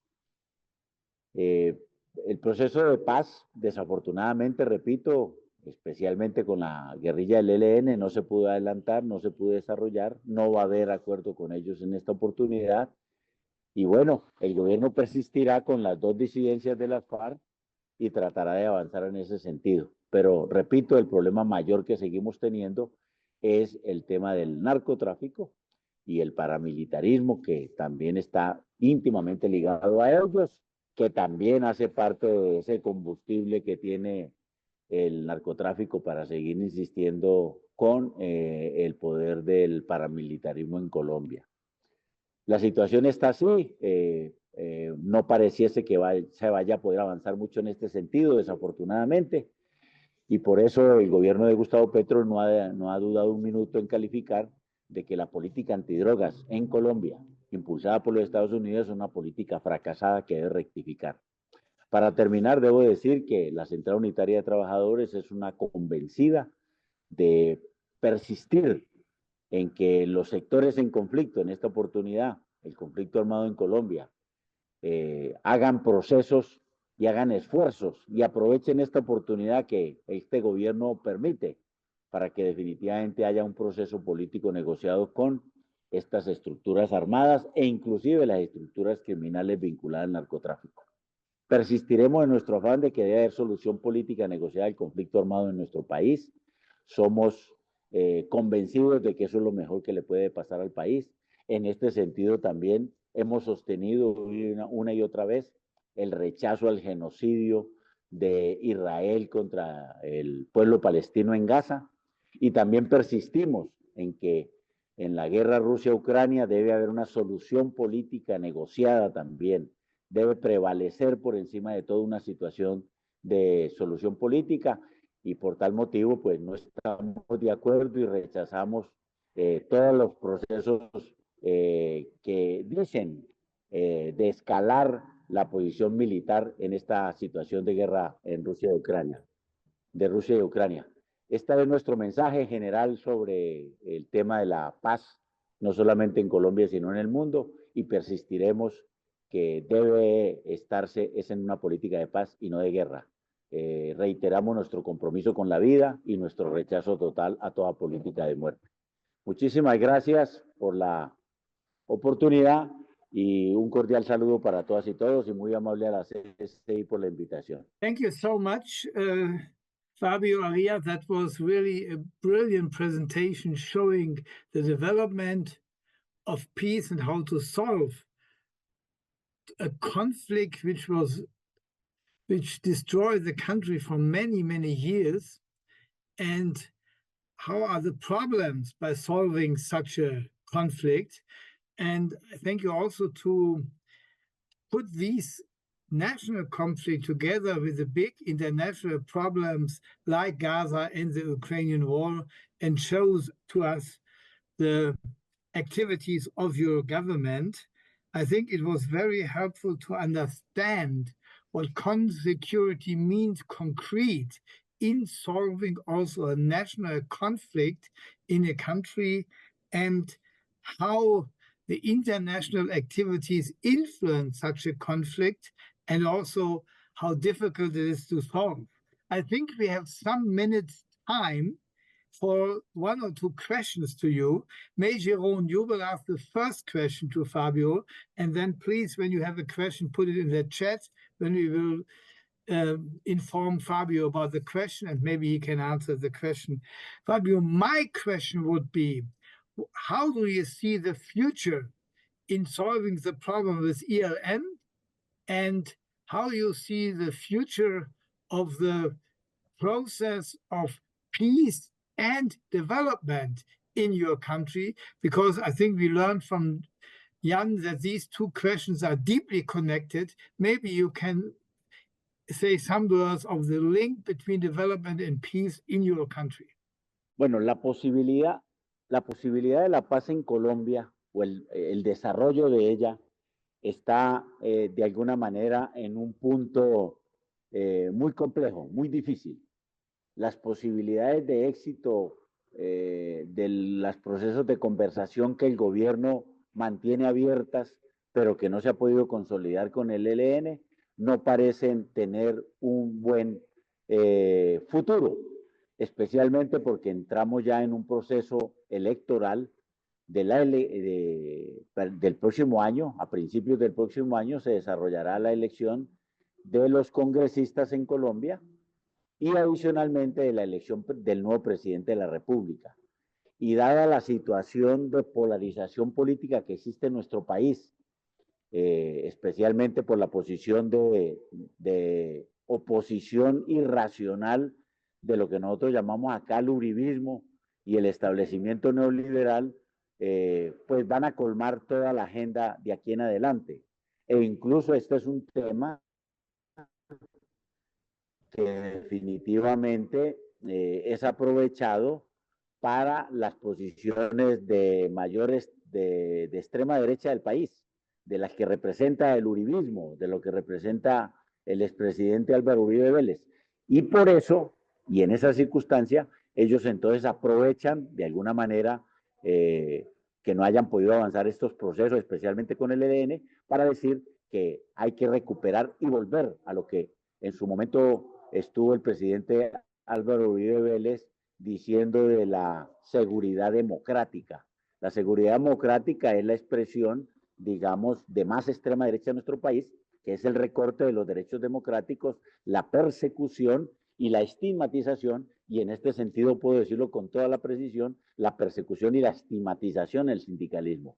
Si hubo algún periodo bastante complejo para el sindicalismo en Colombia, fue en el momento del año 2002 al año 2010, 8 años del gobierno de Álvaro Uribe Vélez, donde verdaderamente se nos estigmatizó, no, siempre se nos señaló de guerrilleros y siempre se justificaron los asesinatos contra dirigentes políticos, pero también contra el sindicalismo.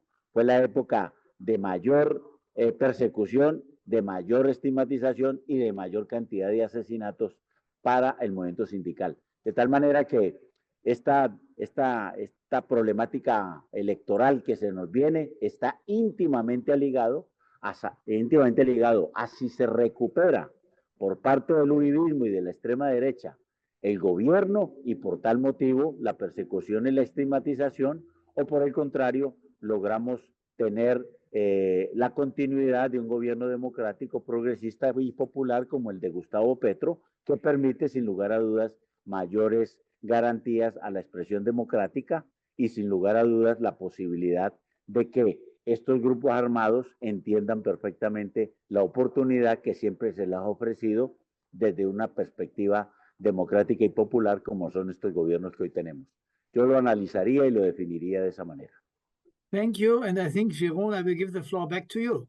Yeah, with just one final question, I think, for Fabio, which was also the question that I had on my mind.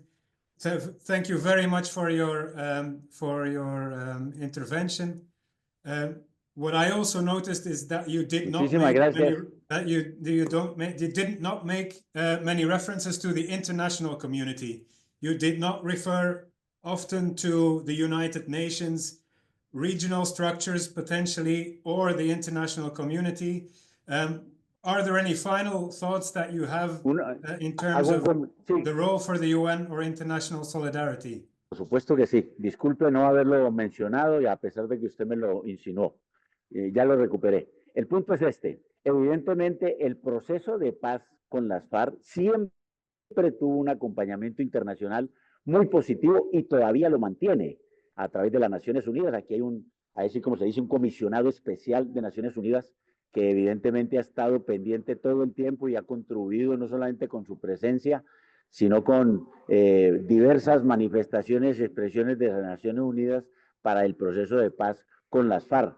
Y ha contribuido de alguna manera también a que se propicien algunos acercamientos con otros grupos y actores armados en el país.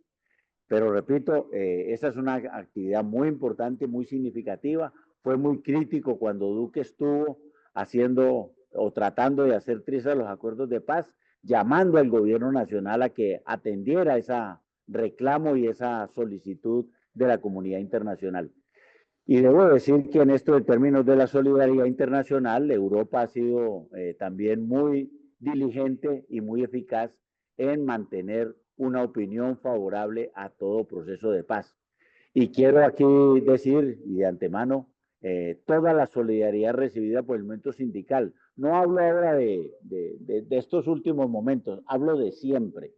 Cuando aquí se recrudeció la estigmatización, la persecución y los asesinatos a dirigentes y líderes sindicales, especialmente en la época de Álvaro Uribe Vélez, debemos decir exactamente que el sindicalismo internacional, tanto de América Latina, pero especialmente de Europa, dijo presente, solidario, e hicimos varias intervenciones de ellos en algunas actividades, no solamente en Europa, sino aquí en Colombia, donde el movimiento sindical internacional se hizo presente y ayudó especialmente al sindicalismo a poder mantener en alto la bandera de los derechos de los trabajadores, pero adicionalmente de reclamar de manera significativa la conveniencia y la necesidad de que en Colombia se parara ese genocidio al sindicalismo y se restablecieran sin lugar a dudas procesos de paz que al final tuvieron un resultado positivo con el de las FARC especialmente, pero que hay todavía terreno por hacer, y en ese sentido la solidaridad debe ser también un elemento que se debe mantener, y especialmente la presión y la presencia de Naciones Unidas aquí en Colombia. Muchísimas gracias. Thank you, Fabio. And I think we all wish you all the very best and a lot of strength and courage in difficult circumstances to build peace. So thanks a lot. And then to round out the panel, we're very delighted to have Ambassador Annika Söder with us as well. Annika is the chair of the European Institute of Peace and has served also in top roles in Swedish foreign affairs, as well as in the UN and the OSCE, which has been referenced as well.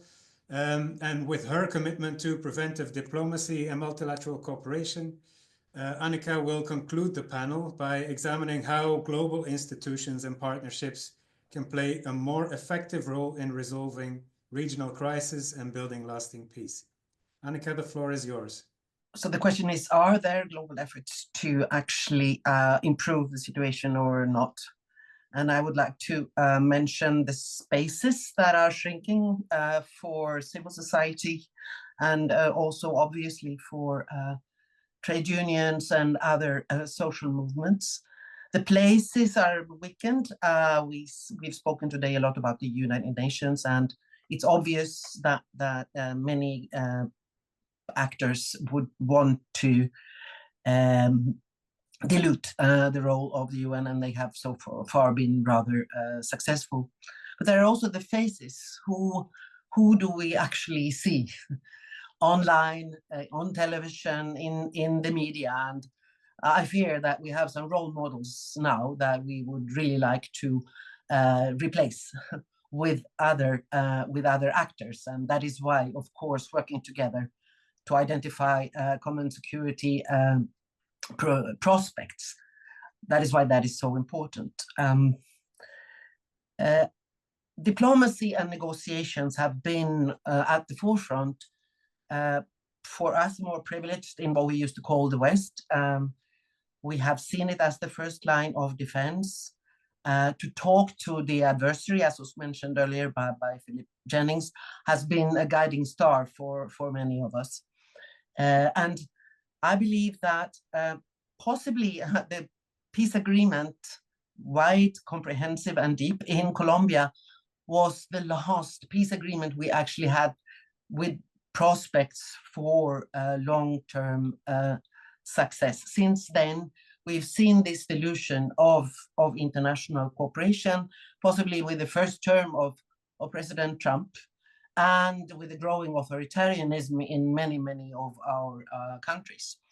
So the question is, those of us who worked for and used diplomatic means, dialogue, negotiations, international law, rule of law, were we wrong when the result is now proxy wars in many parts of the world, President Putin and President Trump being more deal makers than actually interested in peace.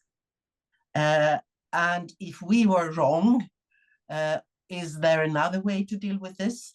Should we come up with a more up-to-date model for a peace order to be initiated, and who can actually do this? I believe we have to look at the root causes, and we have to strengthen what we want to defend. This is local, national, regional, and global. It's about welfare. It's about dealing with inequalities, justice, economic and social rights, and freedoms. And then bringing this up to higher and higher levels, because we know that right-wing extremism, populism thrive on the perception that you are not treated equally, that you are not gaining from the prosperity that others may have. And with the present situation, with the trade war, trade being weaponized in a way we've never seen before, there are risks that governments will move into isolation, narrow national interests will govern, and that the interest in the people's well-being will be even less. So I believe we also have to unpack the we that we use in these conversations, and I will come back to that. So looking at the Commission of Common Security of the 80s, we can see the guiding stars. We need to talk to the enemy. We have to have this security approach that gives security to everyone. We need to work on mutual disarmament. We have to respect the international order and international law and the UN Charter. All these ideals have waned over the last 10 years, maybe even earlier. And in addition to those challenges, we have the climate, the underused role of women, the rights of human rights in general, but also trade union and workers' rights. We have still the nuclear threat. And let me say a couple of words about that. The rhetoric on nuclear arms in Europe is very, very worrying. It's worrying because we also have other actors looking at the possibility of nuclear armament. As we all know, we have Pakistan, India, and Israel having the possession of nuclear arms without being recognized as having them and without being members of the Non-Proliferation Treaty. We know about North Korea, and I was personally involved in trying to find a solution to North Korea about 10 years ago. That did not succeed. We also know about Iran, and Philip Jennings mentioned earlier today the prospects of negotiations between Iran and the United States. I believe this is a very, very important step if it can happen, since if Iran will acquire nuclear arms, there is a huge risk that other neighbors than the ones I already mentioned will also try to acquire nuclear arms, and we will have a nuclear arms race never seen before. Another aspect that we not talked that much about, but I know is close to the hearts of social movements and trade unionists, is of course the role of globalization, the pros and cons of globalization, and the fact that it has been guided by a neoliberal economic approach for many, many years, creating this perception of not being involved.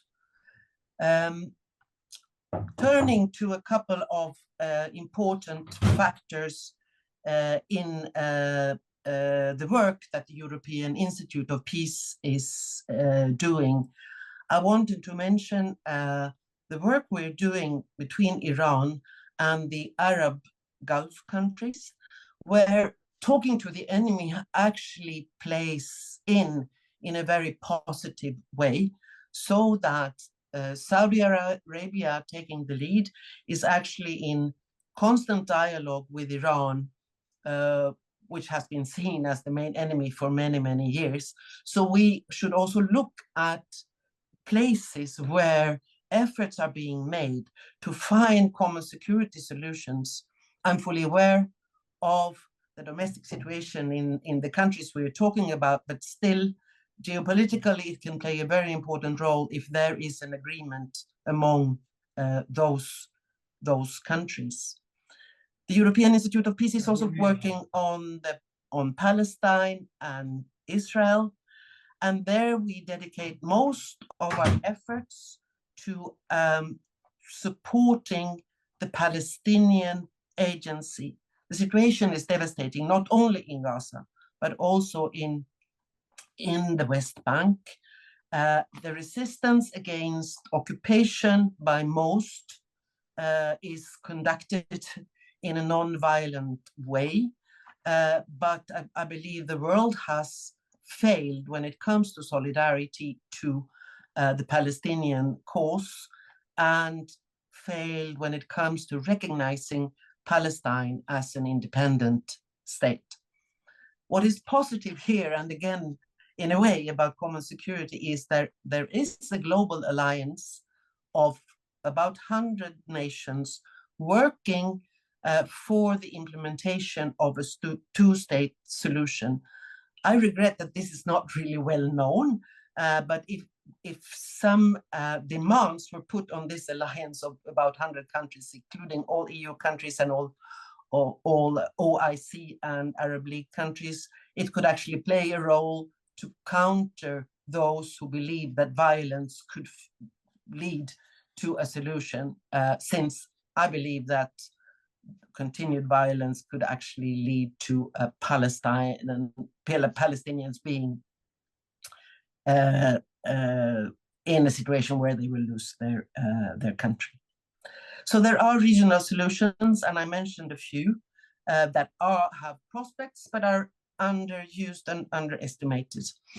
Let me also mention the role of women, and as some of you may know, when the Social Democrats were in government in Sweden, we launched the feminist foreign policy.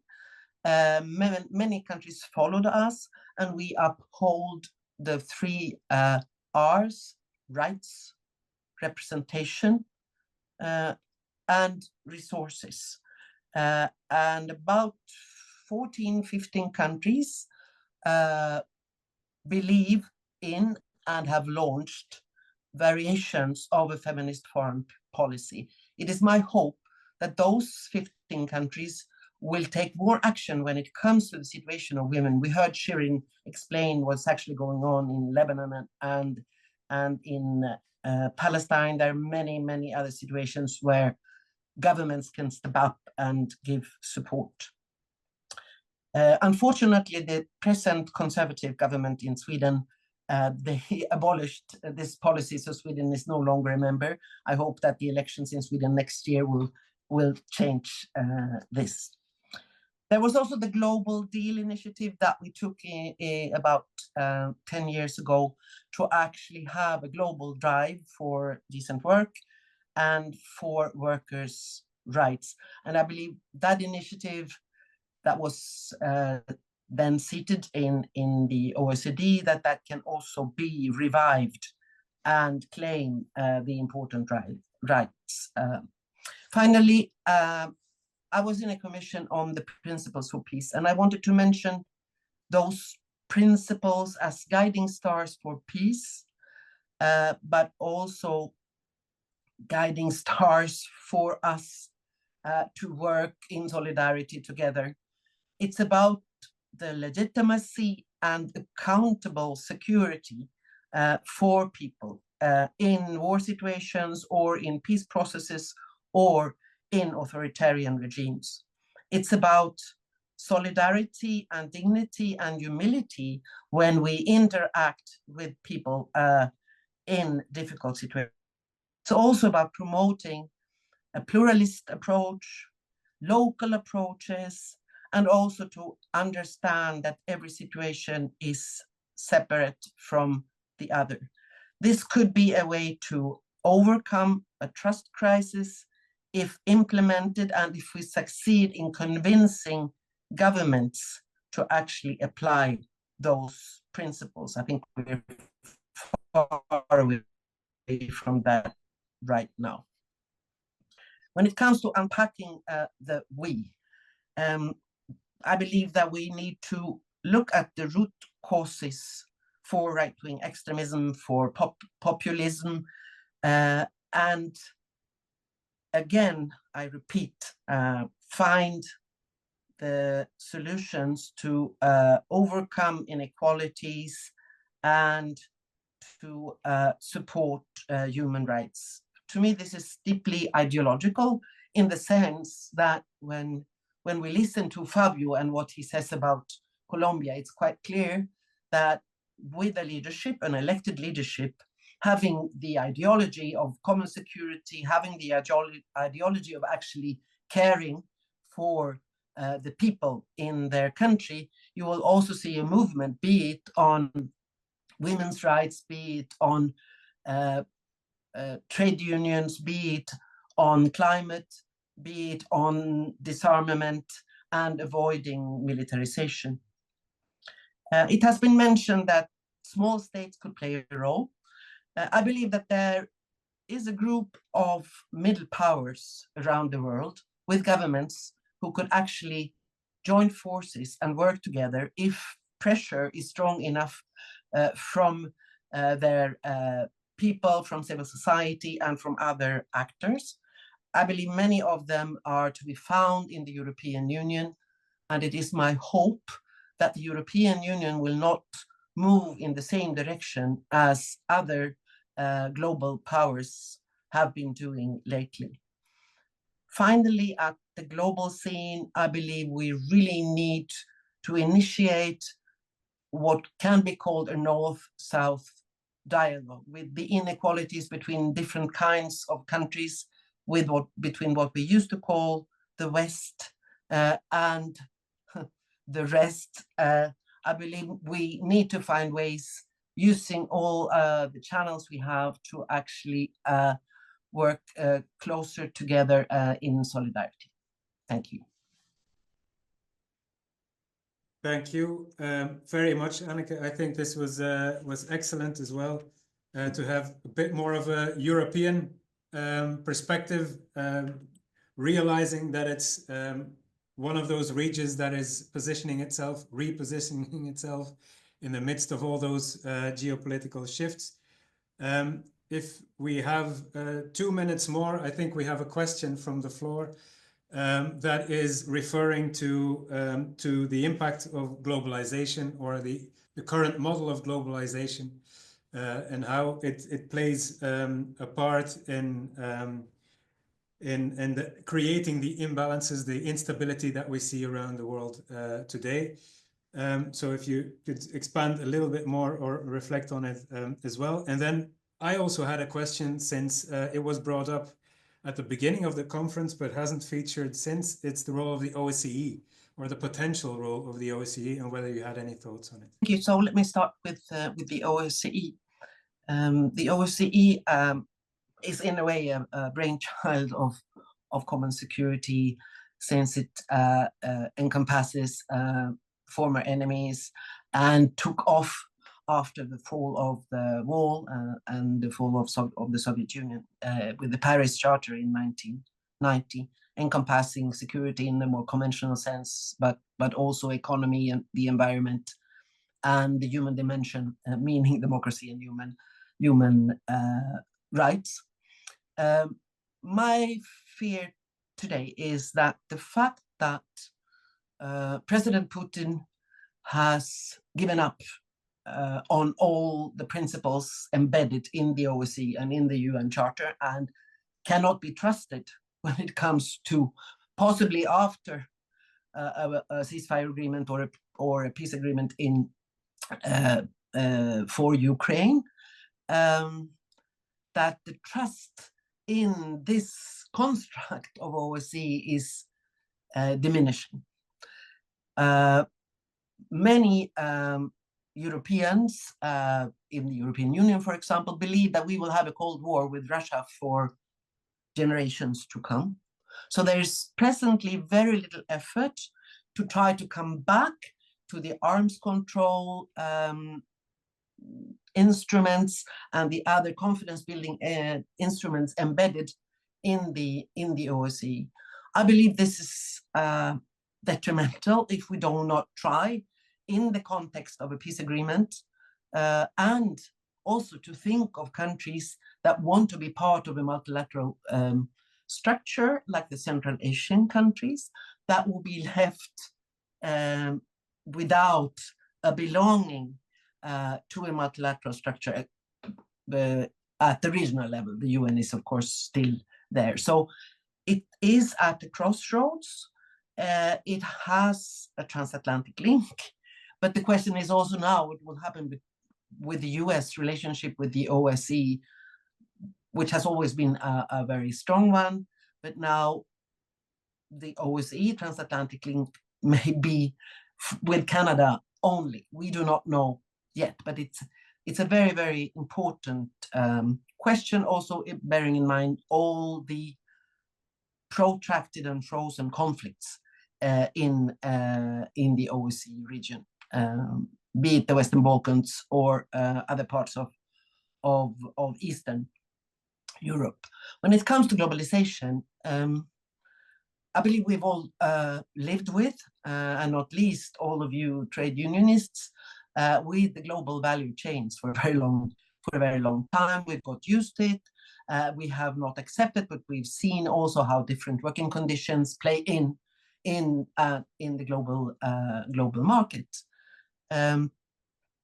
And since it has been driven with a more a true market economy approach, with a neoliberal approach, it has not really been able to cater for rights and equalities that should have been embedded in the global economy. Now, what I tried to allude to before is that President Trump has his own view on how to get rid of globalization, but I do not see that as taking prosperity and welfare and equality any way forward. Rather, the country, including when it comes to his own electorate, that may also suffer from the way he is now handling globalization. Okay, thank you very much. I think we're past time. Maybe if you could be very brief, Kjeld, I can give you the floor for a minute to say something. But thank you very much for Annika for her intervention, and for all of those listening. This is all we have time for. I want to also thank my co-facilitator, Reiner. He's back on the screen, that's good. Because I think we will have to wrap up. I think we've done a serious round with excellent speakers, with a lot of inputs in terms of how changes could be made to the global system, how action could be taken at local levels for us to follow up on. Reiner, I'll hand it over to you. Yeah, no, I think we will continue our discussion in the afternoon in the different sessions and in the final plenary. I think a lot of really brilliant thoughts and ideas were mentioned, and I think we have to continue working with it. I can only say to all the speakers, thank you so much for your big support and big help by developing this conference. I think it was a great spirit in this discussion, and I hope that we will can work with the positive results we see now and can develop common security in a much broader sense than we have done in the last years. It has been a very interesting session, and I hope you had a lot of food for thoughts. I sure did. And I also hope you still have some energy, because now we are entering in the more interactive session part of the conference. And I would say also one of the most important ones, because it's our aim is really to collect ideas now from the audience, from practitioners, from activists, from all the fora we were able to gather here today with us. Maybe just to start with a couple of rules, since as said, it's gonna be an interactive session. Please, again, be polite with all your comments and feedback. We can disagree. We are here for discussion, but please always be polite and peaceful with your comments. And also, if possible, try to stay short, maximum 2-3 minutes, so everyone can have the possibility to interact with the other participants. Also, you can also give some statements if you wish so, or also questions. Some of the speakers, the brilliant panel we had until now, is still here with us today. Not all of them, but if you also had still some questions from the previous session, you can still use this time to ask your question directly to the speaker. Yeah, I think yes, and most importantly, please be action-oriented, because as mentioned many times, we are aware analysis is important. We need to be aware of the facts and the situation in the different regions, but the aim of this conference is really to be action-oriented and future-oriented. So try to stay, where possible, positive, and really think of possible concrete solutions we can achieve within the framework, obviously, of common security. So keep that in mind. I don't know, Daniela, if you want me to start already with introducing the general question, and or you can also go if you wish. Should I keep going? Great. Yeah, I will co-moderating this session with my dear colleague Danielle. So the general question we wanted to kick off the conversation is, again, how can we collectively campaign and advocate for a concrete redefinition of security that it's a way of this militarized and state-centric definition that we are all very familiar with? How can we really change this framework from the militarization to a more common security and collective approach in order to retake back the definition of security? And again, what are the immediate steps that we as civil society, as activists, as trade unionists can take in order to achieve this new redefinition of security? This is the stand where we want to start. Again, it's an open forum, so feel free to address also the organizers and the speakers. And maybe I can start. We have already a couple of people that would like to have some introductory remarks.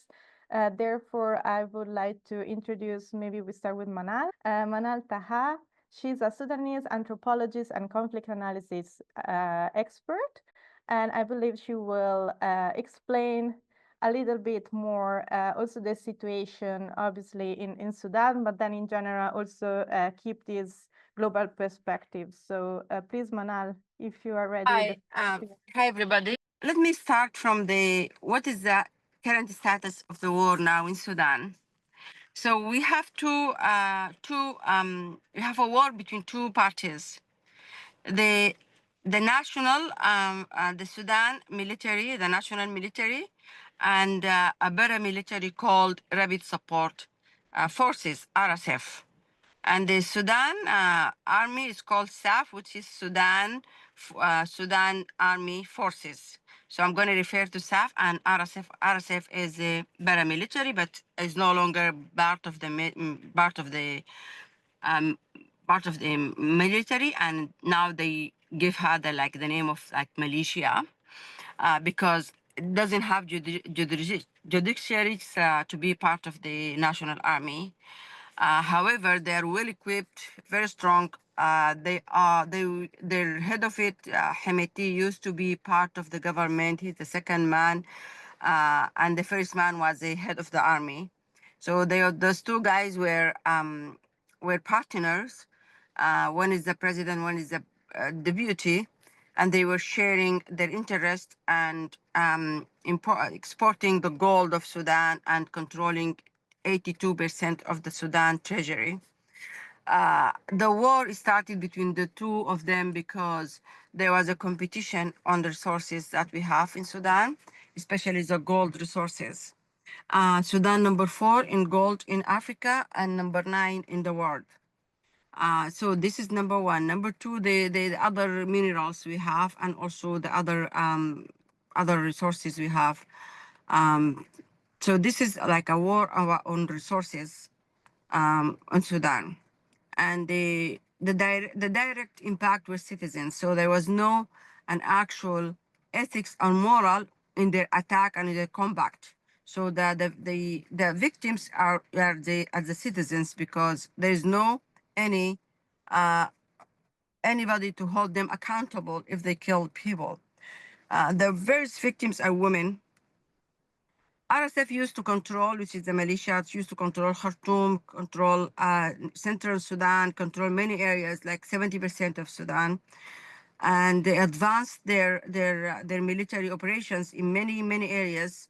They use drones, they use support from outside, they recruit people from different places. SAF, which is the National Army, also they got support from different countries, Egypt, Saudi, they buy from China, Iran, RSF from Chad, from Emirates, from Russia. So it's international war in a local land. So that's what I can say it and describe it.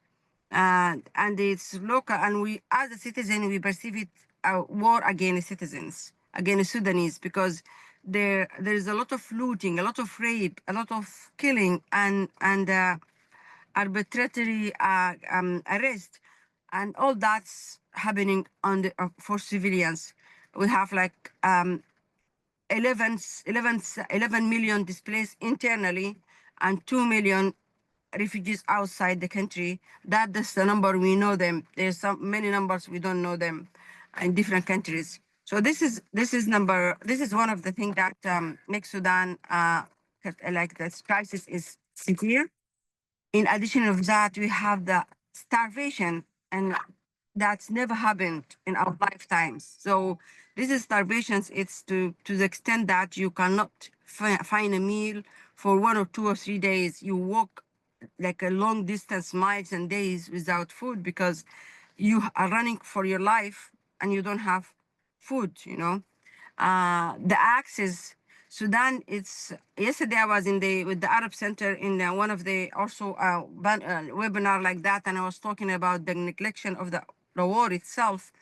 The war in Sudan is being neglected because there is no long commitment to resolve this problem. When I say long-term commitment, is some the international interference, when they come, they do quick fix deal, a peace deal that it doesn't really touch the root causes of the problem. It doesn't talk about development. It doesn't talk about health or education. So hold on, I can see. Oh, sorry. They want me to keep it short. So that's the situation we have it in Sudan. Yesterday, we have a very important milestone in the ICC in Hague. Sudan has a case primarily against UAE because they accusing of supporting RSF, the militia, and violating the arm embargo in Darfur. So that's the most important development, and thank you. Down the road, we can talk more about if you have any questions. 2 more persons that will just kick off the discussion. The idea, just to remind you, is also to, I mean, you know, if you can also focus on the question. So how can we work collectively to redefine, but of course, from your perspective and your context. So thank you very much, Manal, for giving us a little bit of the context in Sudan. Let's continue with Hervé Ambinyam Salambote, who's the Deputy Secretary General of the Democratic Confederation of Labor in DRC. I look forward to listening to you, especially on your perspectives on the role of the youth also in peace building. Bonjour, chers camarades. C'est avec honneur et responsabilité que je prends la parole aujourd'hui pour souligner un enjeu fondamental pour notre présent comme notre avenir. Les rôles des jeunes dans le processus de paix et dans les mouvements syndicaux en République démocratique du Congo et dans le monde. La jeunesse, souvent reléguée à la périphérie des décisions, est pourtant le cœur battant de nos sociétés. Elle incarne l'énergie et l'innovation et la résilience. Et surtout, elle porte une vision, celle d'un monde plus juste, plus équitable, plus pacifique. Dans un pays comme le nôtre, traversé par les conflits armés, entre autres à l'est de la République démocratique du Congo par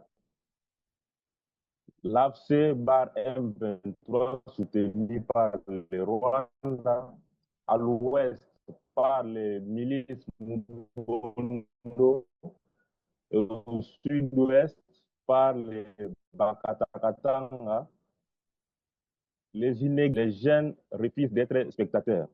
Ils veulent et doivent être acteurs du changement. Et cela passe par leurs engagements dans le mouvement de paix, mais aussi et surtout dans les mouvements syndicaux. Pourquoi? Parce que le syndicalisme, lorsqu'il est authentique et combatif, est une force de transformation sociale.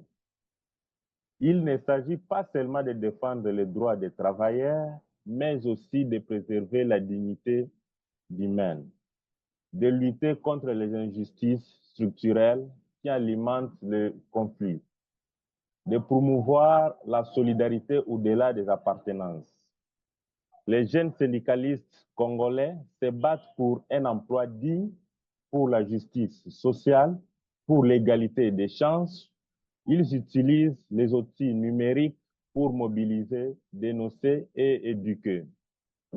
Ils sont présents dans les quartiers, dans les universités, dans les mines, dans les champs, partout où la voix des travailleurs a besoin de se faire entendre. Mais soyons clairs, leur potentiel reste sous-exploité. Trop souvent, les jeunes sont vus comme inexpérimentés, brillants, voire gênants. Nous devons changer cela.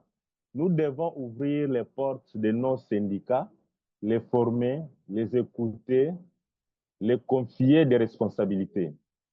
La paix ne se construira pas sans justice sociale et la justice sociale ne se réalisera pas sans la jeunesse. Mes recommandations sont simples mais urgentes. Intégrons systématiquement les jeunes dans les instances syndicales, pas seulement comme adhérents, mais comme leaders, formateurs et négociateurs.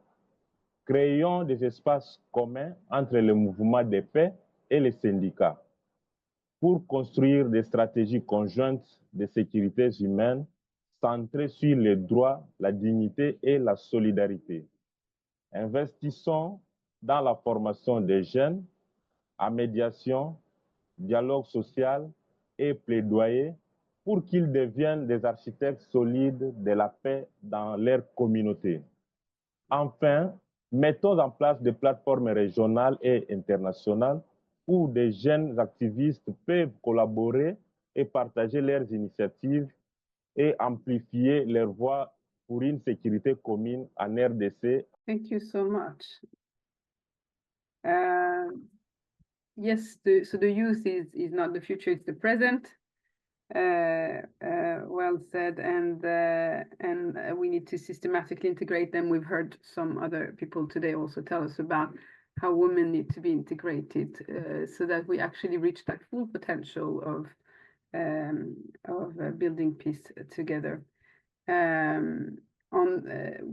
These words that and the words of the previous speakers, the floor is open for discussion.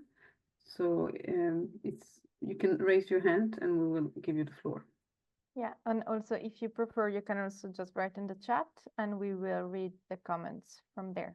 Maybe I can just start by saying something that based on what Hervé just said and also related to the conflict in both Sudan and DRC and probably many more conflicts. You were saying that that the youth organizes, among other things, online, for example. That's quite interesting. I think I would like to hear from the public how is it with working with movements that mostly organize online, for example, nowadays. If there's anyone that would like to elaborate on that. But I see now some raised hands, so we might take that along the way. Let's start with the raised hands. Can we see the order, Emily, or? I can, yeah, usually the first one is the first one that raised their hand. If not, apologies, but yeah, I think the first one is Karina then, or yeah. Karina Knight Spencer. Go ahead. France, part of Stop Fueling War, and also a burgeoning Rethinking Security group there. And I'm more and more thrilled to find so many groups working on rethinking security. Of course, we've known about the IPB for a long time, and this introduction to the trade unions is really fascinating. But we can't work just with governments. And I think we have to work with them rather than with their far right or whatever, rather than just saying, well, there are these alternatives, there's another way, we can do that. It's like, okay, you know, going parallel to what they want in a way, as much as we can. But also that there's fear around at the moment. There's fear of militarization, there's fear of nuclear. There's also fear about people taking over your country and migration and all sorts of things you shouldn't be scared of, but there is a lot of fear. Now, if we can use that fear to state that there are ways forward, there are plans, and many of these groups involved here have plans. And we should compile those and like we could have various maps or plans for how to move out of the problem into a solution. Now, the major geopolitics is difficult at this time, but all the civil defense, non-violent training, education in mediation and non-violence and contre-violence as well, would be a good way to say, right, you know, military budget's that, X will get us this. And so we really need to talk to people in civil society to say, it's okay. You know, I mean, it's terrifying at the moment. The world is really changing so fast, but there are roadmaps. And you need to know about these roadmaps, because the only roadmaps they're given tend to be pretty negative from the top down. And that's how we get that across.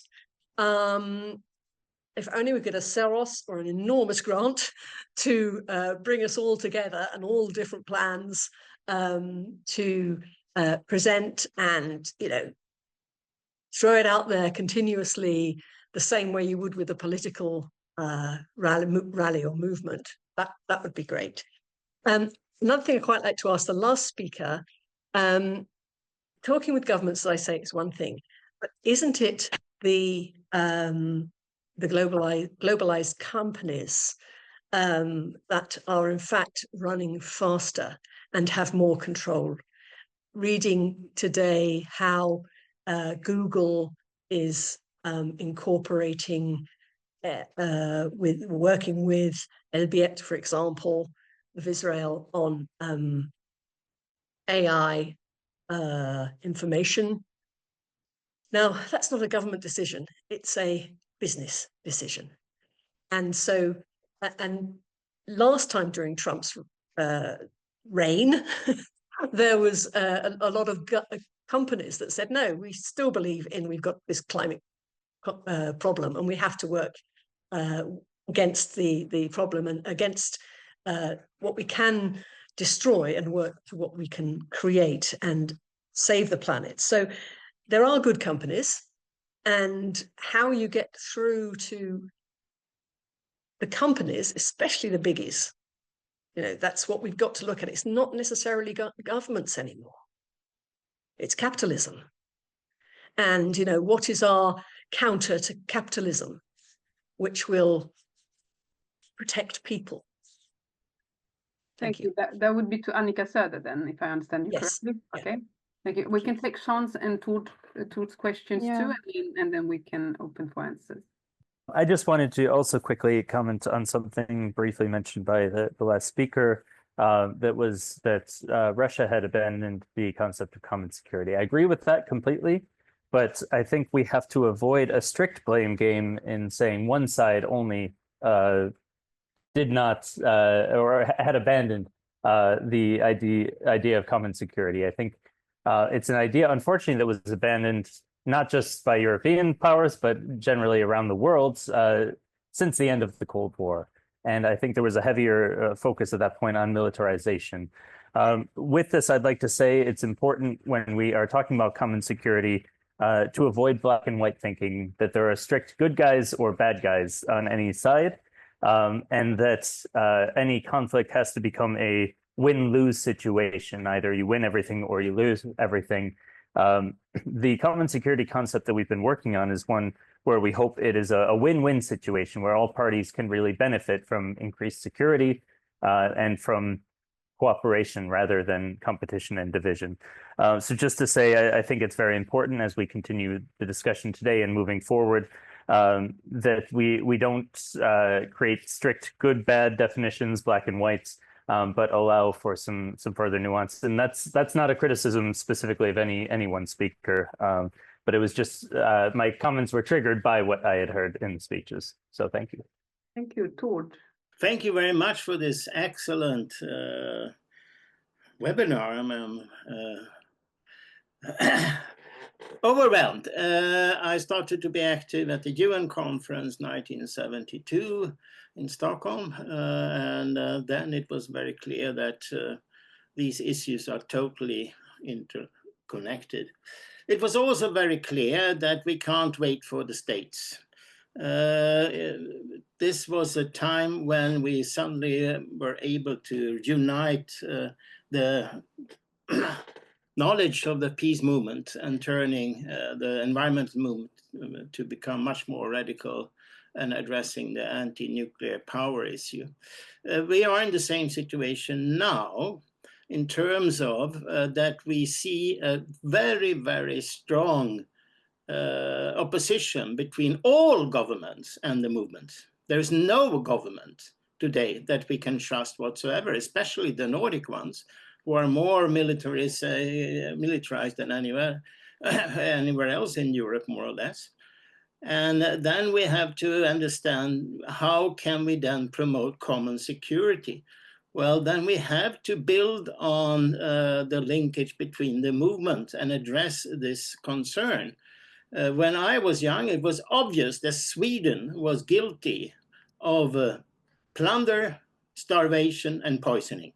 This was a common understanding by the majority of the movements and the parties. This is not the case now. Now everything is placed on Putin, Trump, or whatever villain you wait for. And this links to a little bit what Sean Connor said. We are now doing, which I think it's a way, I put it in the chat. We have now a conference in Lithuania, which I do miss here. As far as I can see, Yuri Chelyashenko is more or less the only one from the East in this process here.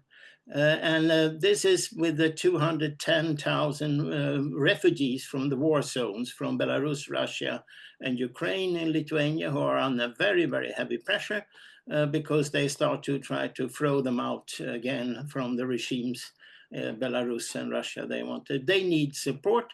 And what we do is to link it to the climate and peace. We need to, which I understood was part of the sustainable newness of the common security concept. So this is one step forward. The next one is Helsinki plus 50, where we see a very unfortunate development, what was very liberating in the 80s with the liberation of Eastern Europe, is now turned into a very questionable linking, destroying the social rights and limiting the civic rights to only be in those countries, not our country. And here I see a big possibility if we avoid, as Sean stated, the kind of message was claiming that the new thing is that Putin destroys UN Charter. No, he was not the first one. We know that. And if we don't start to address the European situation in the global context, we will play along with splitting us. So my question, especially to Annika Söder, can we start to develop this view and reinvent the OSCE and common security by stating the need for avoiding double standards and create a charter for the civil society, which can be used in all countries? Thank you. Thanks, Tord. And Sean, before him, I think we might turn the floor to Annika to allow her to answer if she wants. Yeah. Okay, thank you very much, and thank you for very interesting and useful comments. Of course, the multinational companies drive the world, and we have some new features that make the possibility of influencing them even more difficult, and that is the what I think was referred to earlier as corporate capture, that you have oligarchies in Russia, for example, in the US, with the new alignment around Trump. You have, of course, in many countries with democratic constitutions, also a strong influence by multinational or national companies. So the question is, what do we do about it? Since the nation state is obviously, since way back, not a counter force to actually embed and guide the companies, and many initiatives have been taken over decades to find a way to rein in the multinational companies with common rules for them to follow, be it on workers' rights, be it on the environment, and so forth. But I believe that with the authoritarian regimes that are now thriving in many parts of the world, we're in a worse place than we were before, where fewer democracies are able to be the counterbalance to business or corporate sector or whatever you call it. And then, of course, you come to think of what can social movements do, what can trade unions do when nation states and governments are driven by the competition between countries to actually get companies to stay in their countries or to come to their countries, and the whole complex issue of growth. And a decade or so ago, a lot of conversations were held on where growth as a concept was questioned. We talked about sustainable growth, we talked about sustainable development, and of course those concepts should be reconquered, and we should find a way to deal with this. And I wanted to unpack this we, because there are so many we's, and sometimes we talk about we, the country of whichever country, or we talk about we as a social movement working together. But this is a very complex matter, and in the present juncture, I can see civil resistance as playing in. I am not in a position to propose that, but of course, workers have something to contribute, or employ people in general. On the black and white, I couldn't agree more than that we have had double standards for a long time. And that in various ways, the West or the United States have been overstepping the rules of the UN Charter. For example, the Iraq invasion is maybe the most prominent example, and we can also remember that then in 2003, France and Germany actually opposed this action, this invasion, and so did some smaller countries like my own country, Sweden.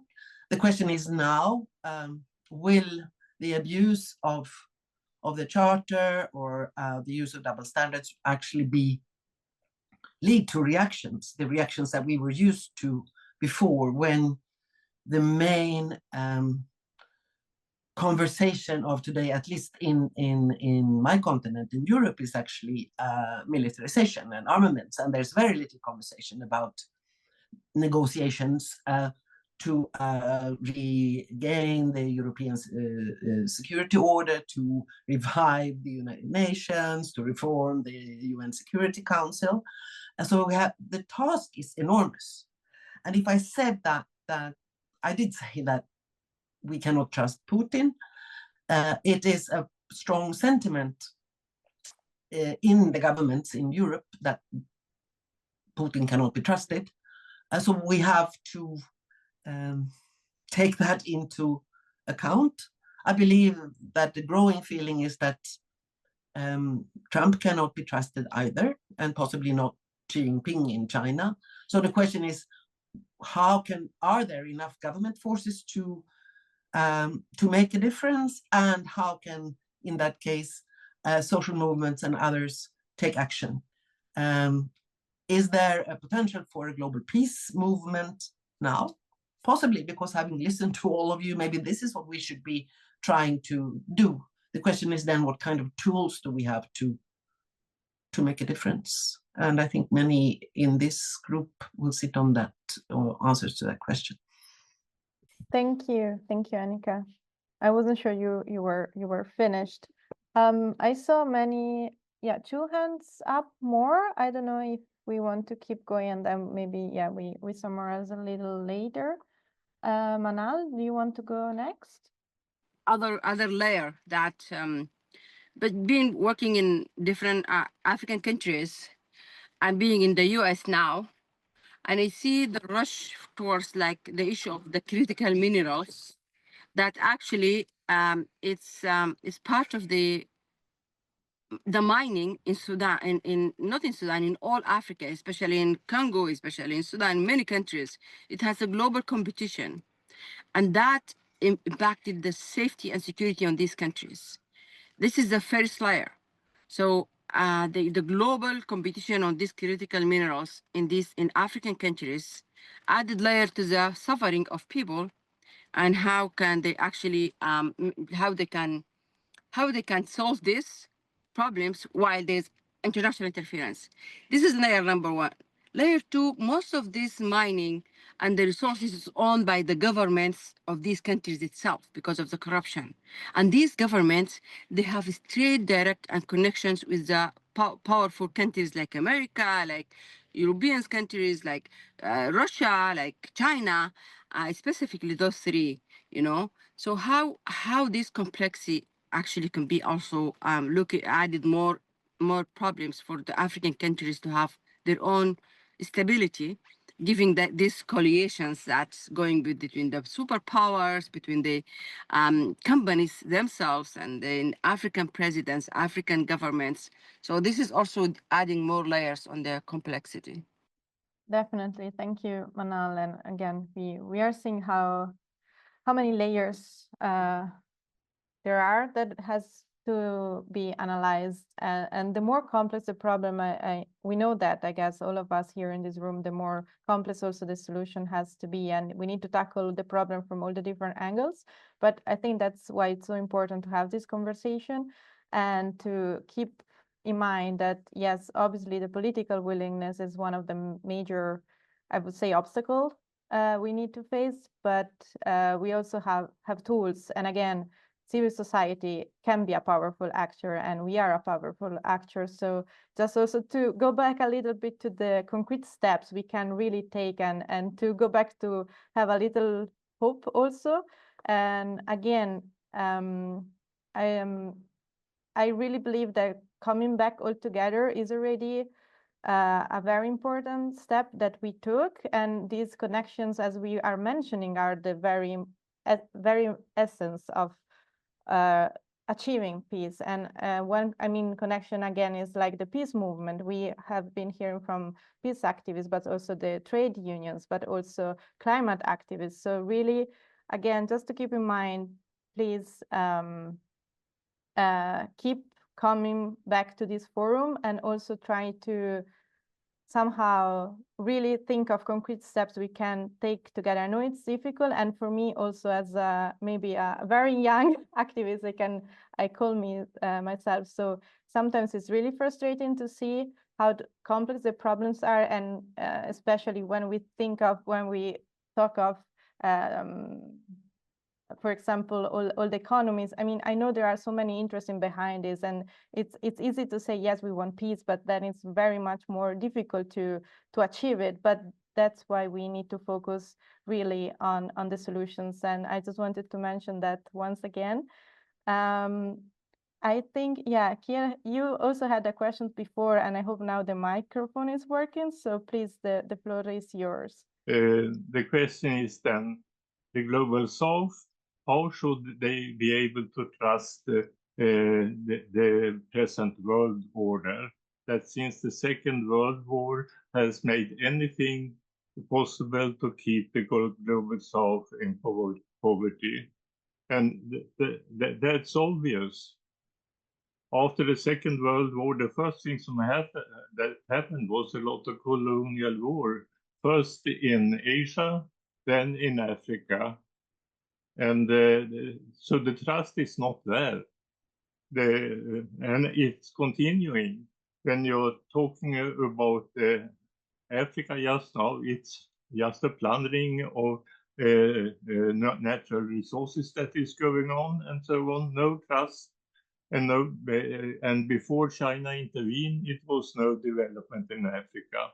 Okay, if you go to Europe, everybody say we cannot trust Putin, but do Putin have any trust to trust in the Western world? No, of course not.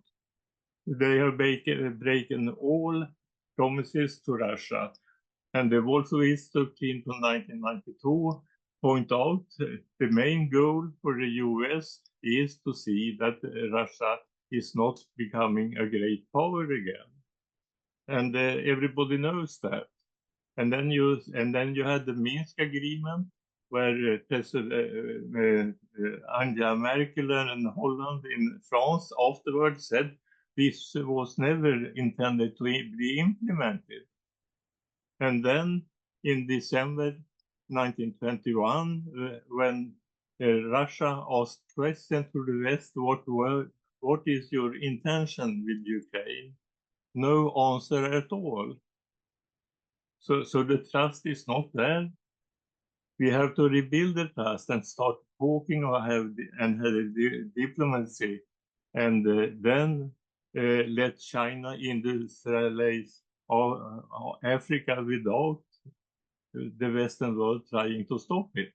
Thank you.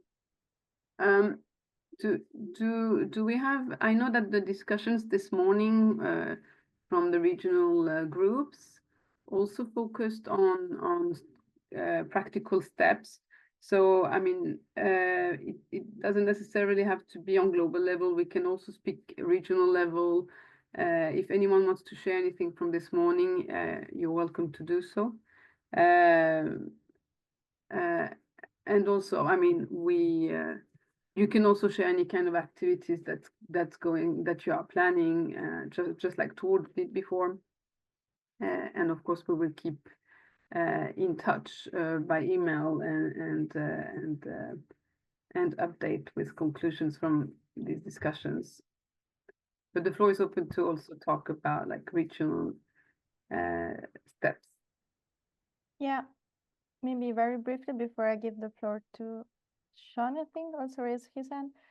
So one very concrete, not small, but concrete example that came out from the regional discussion I took part this morning was, for example, to reappropriate the social media platforms, because as we mentioned also, I think in this session, they can also be part of the problem, because we know how many fake news they are circulating and miscommunication. But at the same time, the comment was that we should take back the narrative, and social media can help us with that. And especially, again, if we join forces across the different movements and create content that has a different scope, which is not increasing fear, as one of the previous comments also was about fear, and for me was a very, very important point, that now the narrative is again concentrating only really of fear, and create this new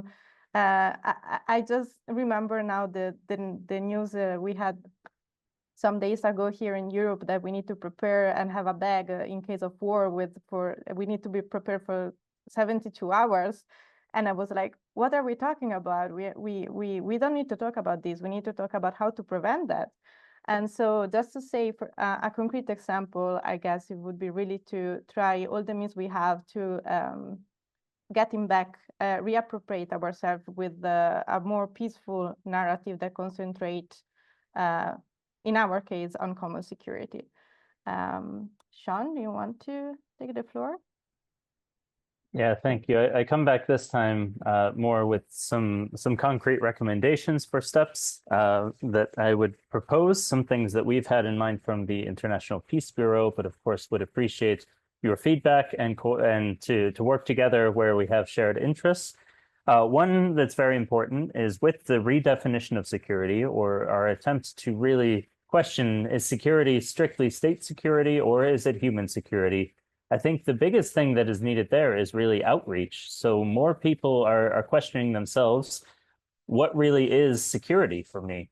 Is it that my state defends itself against another state, or is it that I have food on the table, that I have a stable job, that I can take care of the ones I love? And this, I think, is a longer term goal of the redefinition, is to really have people outside of our movements, people in regular society, critically thinking about what security means to them, rather than accepting ways that perhaps certain political leaders might talk about security. Another part, when we talk about fairness and equality between states on the international level in geopolitics, our first speaker for today's session spoke about the UN Pact for the Future. If you haven't read it, I recommend reading it. Certainly, a lot of what's in it is very vague. There aren't strict timelines for when things need to be done, but there are a lot of important considerations, including changes to the United Nations itself, changes to the Security Council, empowering the General Assembly of the United Nations, so on and so forth. Promotion of peace building, and particularly connections with the UN Secretary General's 2023 New Agenda for Peace, a document that shares a lot in common with our Common Security 2022 report in terms of ways to build trust, in terms of ways to stand in solidarity with one another, each other's nations. So I think we have some documents we can work from and that we can use to pressure our governments. Maybe they're not as specific as we would like them, but they could still be very interesting campaign tools and something that we use moving forward. Thank you. Thank you, Sean. I would give briefly the floor to Todd and Joseph, and then I'm afraid we need to quickly move to the closing remarks, so we have a couple of minutes time before the next session. So Todd, please. As an environmentalist, I have no illusions about China or Russia, even if I know that the West is equally bad in Africa. My point is that all the governments at the moment are a bit hypocritical, claiming that they refer to UN Charter, etc., etc. So what do we do then? Nobody trusts each other. Well, we have to be pragmatic, of course. Try to find the small steps that are possible, but also see that the trust now has to be built among the movements. That's where we have it. And that it's including then trying to create common agreements together and avoid these double standards. I see Yuri Sholashenko here, who's going on trial in Ukraine. I can't accept that to make strong support for the Russian political prisoners, we have to also support those who are under repression in Ukraine. this is the way forward in small steps, sort of, but also in understand uniting these movements now who claim, so we get some forward. I have here I put in the chat this ideas concerning the Helsinki thing, and there is also important things going on. This Belarusian organization who has to claim to be terrorist extremists, so they are based in Vilnius nowadays, show how now the Belarusian refugees are committing suicide, they are harassed, etc. If we start to focus equally, then we can come forward as civil society and also start good relationship with governments. Thank you. Thank you, Lord. Joseph? Okay, fine, thank you. So I maybe want to be saying something a little bit complicating here. I think it's obvious that we need greater movement collaborations and to be struggling for human solidarity. But I think we need to keep our focus to a degree on the lessons from the original Common Security Report, right? To remember that on the one hand, that grew out of the base that Olof Palme could work from was the combination of powerful social movements in many of our countries, plus Gorbachev's understanding of the need to transform the Soviet Union. And that's what led, to the Common Security Report, and then obviously to the INF Treaty and the end of the Cold War. I think we need to understand, I mean, there've been references to it, that we are living in an especially dangerous time now. While the nuclear danger over the Ukraine war has decreased, we face a very real danger of an accident, a miscalculation over Taiwan, leading to escalating great power war, including possible nuclear war. There's the dangers in the South China Sea. And we are working in a situation where, the governments involved, Russia, China, the United States, are, to put it politely, authoritarian, but actually, in some ways moving toward totalitarian. And I'm reminded of a former senator from the Dutch Socialist Party a long time ago. He'd been involved in the resistance to Nazi occupations. And what he said was, when the elephants are battling one another, they trample the insects and the small animals on the ground.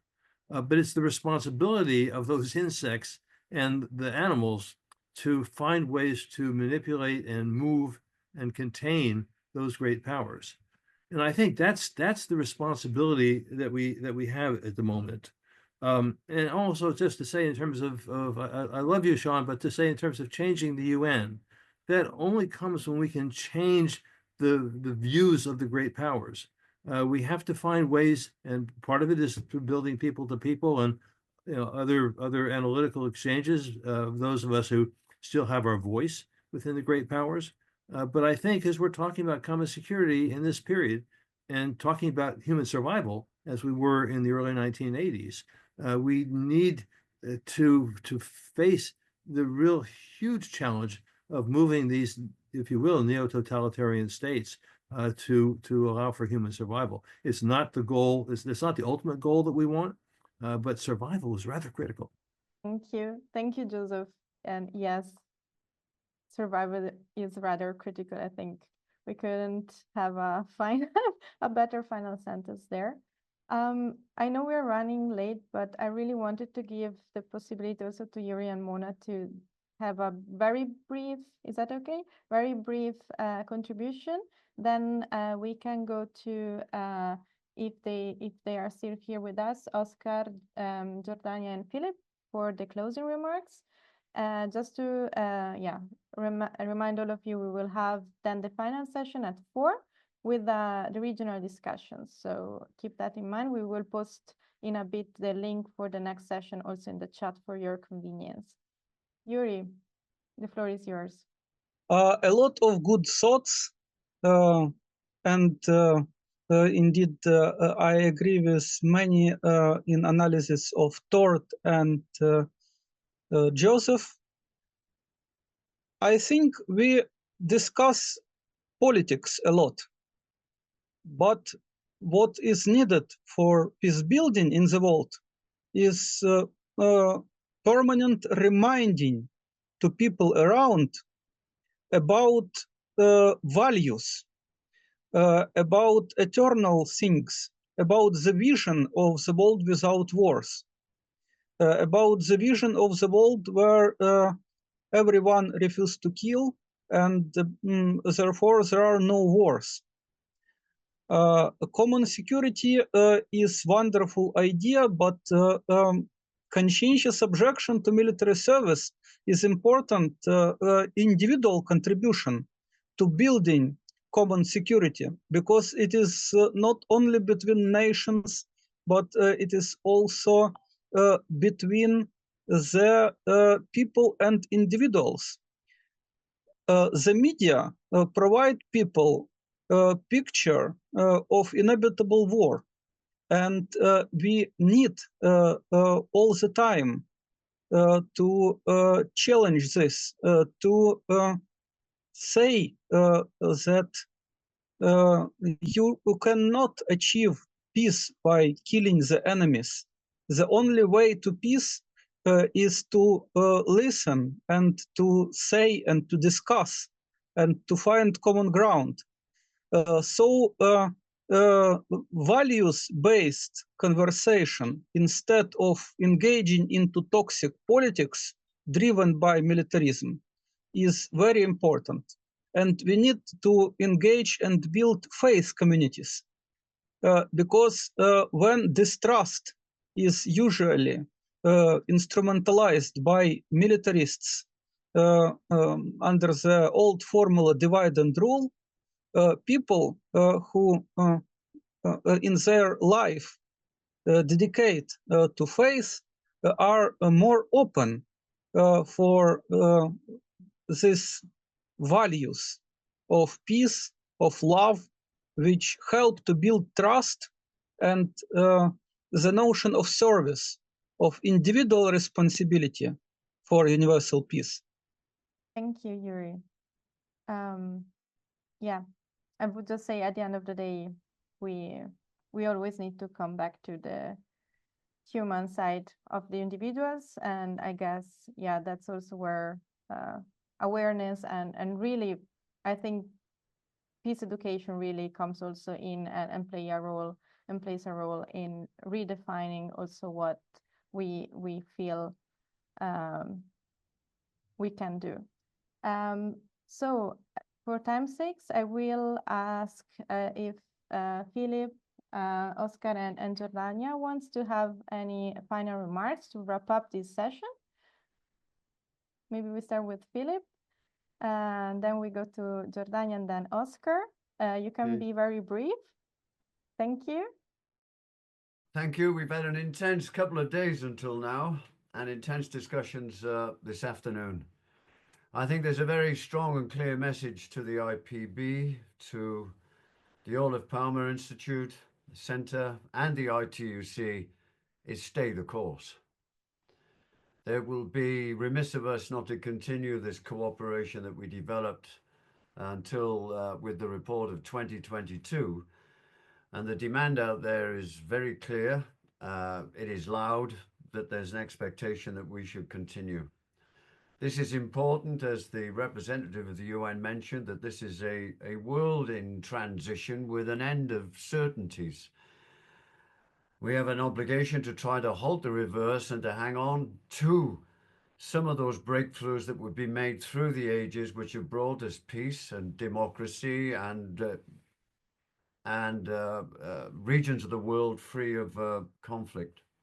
We have to be clear about the world we want, and we have to be clear about explaining to people what the consequences of strategic competition actually means in reality. It's something of an abstraction. This week, we saw a manifestation of strategic competition in the global economy, where we've had basically a week of economic warfare.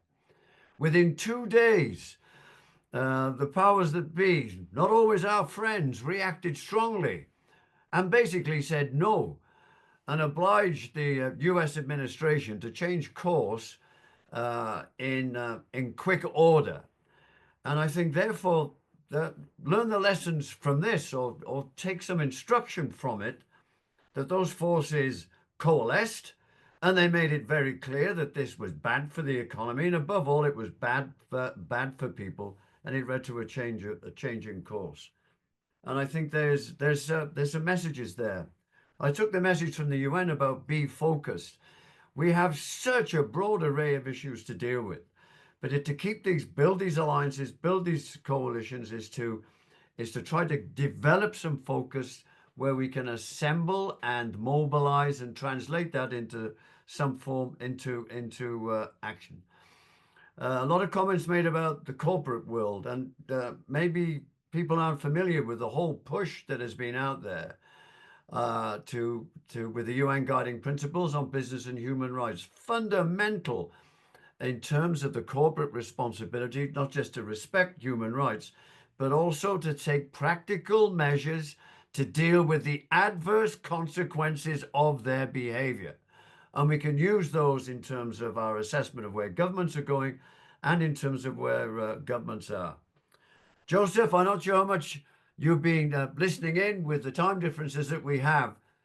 The relevance of common security has been made time and time again, that we will not get a solution to the conflicts that drive this world apart without the adversaries sitting together and rebuilding trust, about rebuilding arms control, rebuilding conflict resolution measures, having the guts to address the new technological issues, having the realization that for strategic cooperation, we need norms and institutions and international law to be respected. And above all, I commend the ITUC for raising the flag for democracy and human rights and peace. My hope is that as a result of this moment, where we've been on the big picture high ground of ideas and of thinking, how can we operationalize all of this stuff? How can we get to the mechanics of what common security means, and for it to bring about meaningful change in the world that we face? At one time, we had those big picture days of Brundtland, Brandt, and the Palmer commissions.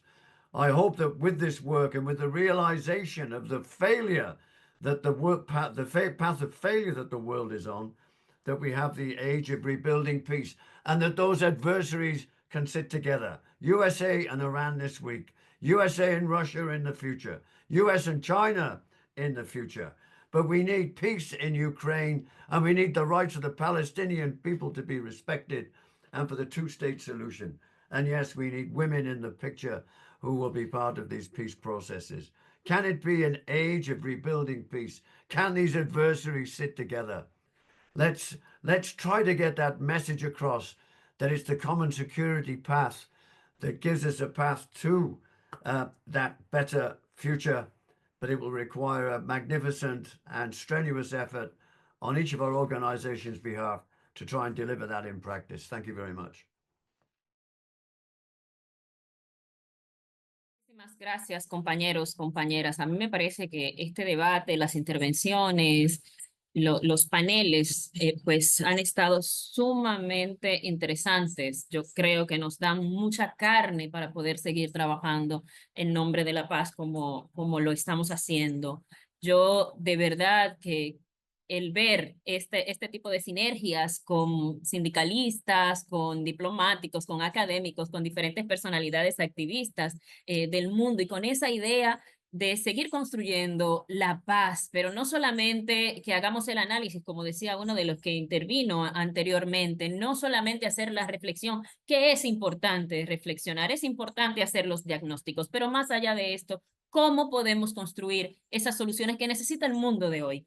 que históricamente el tema de las guerras nos han impactado tanto, pero hoy tenemos otra realidad mucho más cruel, podríamos decir, y cómo adecuamos ese pensamiento, esa visión de paz, esa construcción de paz desde estas visiones del movimiento social, de los movimientos sociales, desde estas visiones de los movimientos sindicales, poniendo en el centro la justicia social, la necesidad de colocar a la justicia social, el respeto a los derechos humanos, el respeto a los derechos sindicales en el centro, en esa búsqueda de paz, esa interconexión que tiene que ver, que hemos hablado hoy también, con las crisis, las múltiples crisis que tienen que ver con el colapso climático, que provocan estos conflictos armados, el aumento de las desigualdades, el autoritarismo, la extrema derecha, todo eso provoca también estos conflictos y deben seguir siendo parte de nuestras reflexiones. Yo quisiera de verdad seguir agradeciendo y reafirmar este compromiso que tenemos desde el movimiento sindical con la visión de la paz, con el trabajo de la paz y mencionar brevemente algunas de las cosas que me llamaron la atención porque la tenemos en nuestras agendas y me gustó que salieran hoy porque hay que darles calor, hay que seguirlas fortaleciendo. El tema de la visión de las mujeres en estos espacios de construcción de paz, el tema de la juventud, escuchar que las y los jóvenes quieren ser parte de estos espacios, que quieren aportar a la paz, pues es sumamente interesante y hay que tomarles la palabra. Hay que fortalecer también este trabajo que se está haciendo. Y lo otro es el tema de la educación. Educar para la paz. Es necesario construir un mundo de paz, pero para eso es necesario educar para la paz. Mencionarles también unas iniciativas que se están haciendo en la región de las Américas que tienen que ver con la inclusión de mujeres, la inclusión de jóvenes en las operaciones de paz, sobre todo en el Uruguay. En estos días tuve la oportunidad de participar en uno de estos eventos donde hablaban de las mujeres en el mantenimiento de la paz y colocaban en el centro la importancia de lo que hablábamos ayer, los impactos de las guerras en las mujeres, en los jóvenes, en los niños, pero también colocaban en el centro la necesidad de la participación, de la visión de las mujeres en estos procesos de paz. Yo creo que hay que seguir apostando a, como decían uno de los que también intervino, a la responsabilidad individual que tenemos todos y todas en esta construcción de paz. Pero también creo que esto pasa por seguir colocando la visión colectiva de la paz, que eso es la seguridad común, que si tocan a alguien nos están tocando a todos y todas. Y que esa es la visión que tenemos que tener, que no podemos seguir apostando a esas grandes inversiones que están haciendo muchos gobiernos para fortalecer la industria de armas en nombre de la paz. Eso tiene que acabarse. Yo creo que hay una posición muy clara entre todos y todas los que estamos en este espacio para seguir avanzando en este sentido. Decirles que próximamente vamos a tener más reuniones porque esto no puede quedar en el aire, es algo como de lo que mencionábamos, es un espacio de reflexión, pero que también debe llevar una acción, así que más adelante pues van a haber algunas reuniones, las personas, las moderadoras, los organizadores van a recopilar los aspectos más destacados de estos 2 días interesantísimos de conferencia donde tenemos que colocar los puntos de vista que se han puesto en la mesa y en nombre de la CCI agradezco inmensamente a todas las personas que fueron ponentes, los moderadores, moderadoras, a quienes construyeron, ¿no?, el programa, a las 2 organizaciones, el Centro Internacional Olof Palme, a la Oficina Internacional por la Paz y a quienes nos acompañan aquí por el sector sindical, porque fue un trabajo arduo, pero que sabemos que va a dejar grandes frutos y que nos catapultan cada vez más, nos hacen reafirmar que somos constructores de la paz.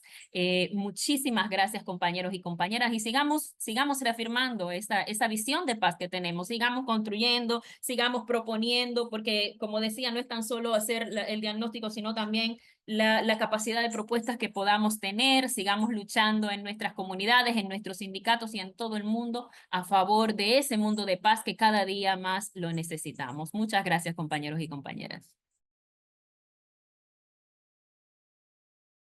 I will echo my colleagues here, of course, and I will first of all thank everyone that participated in the meeting and so actively with questions and interactions. And this is, I think, something that gives us hope for the future, that this is a question that we can gather around and be so very energetic about.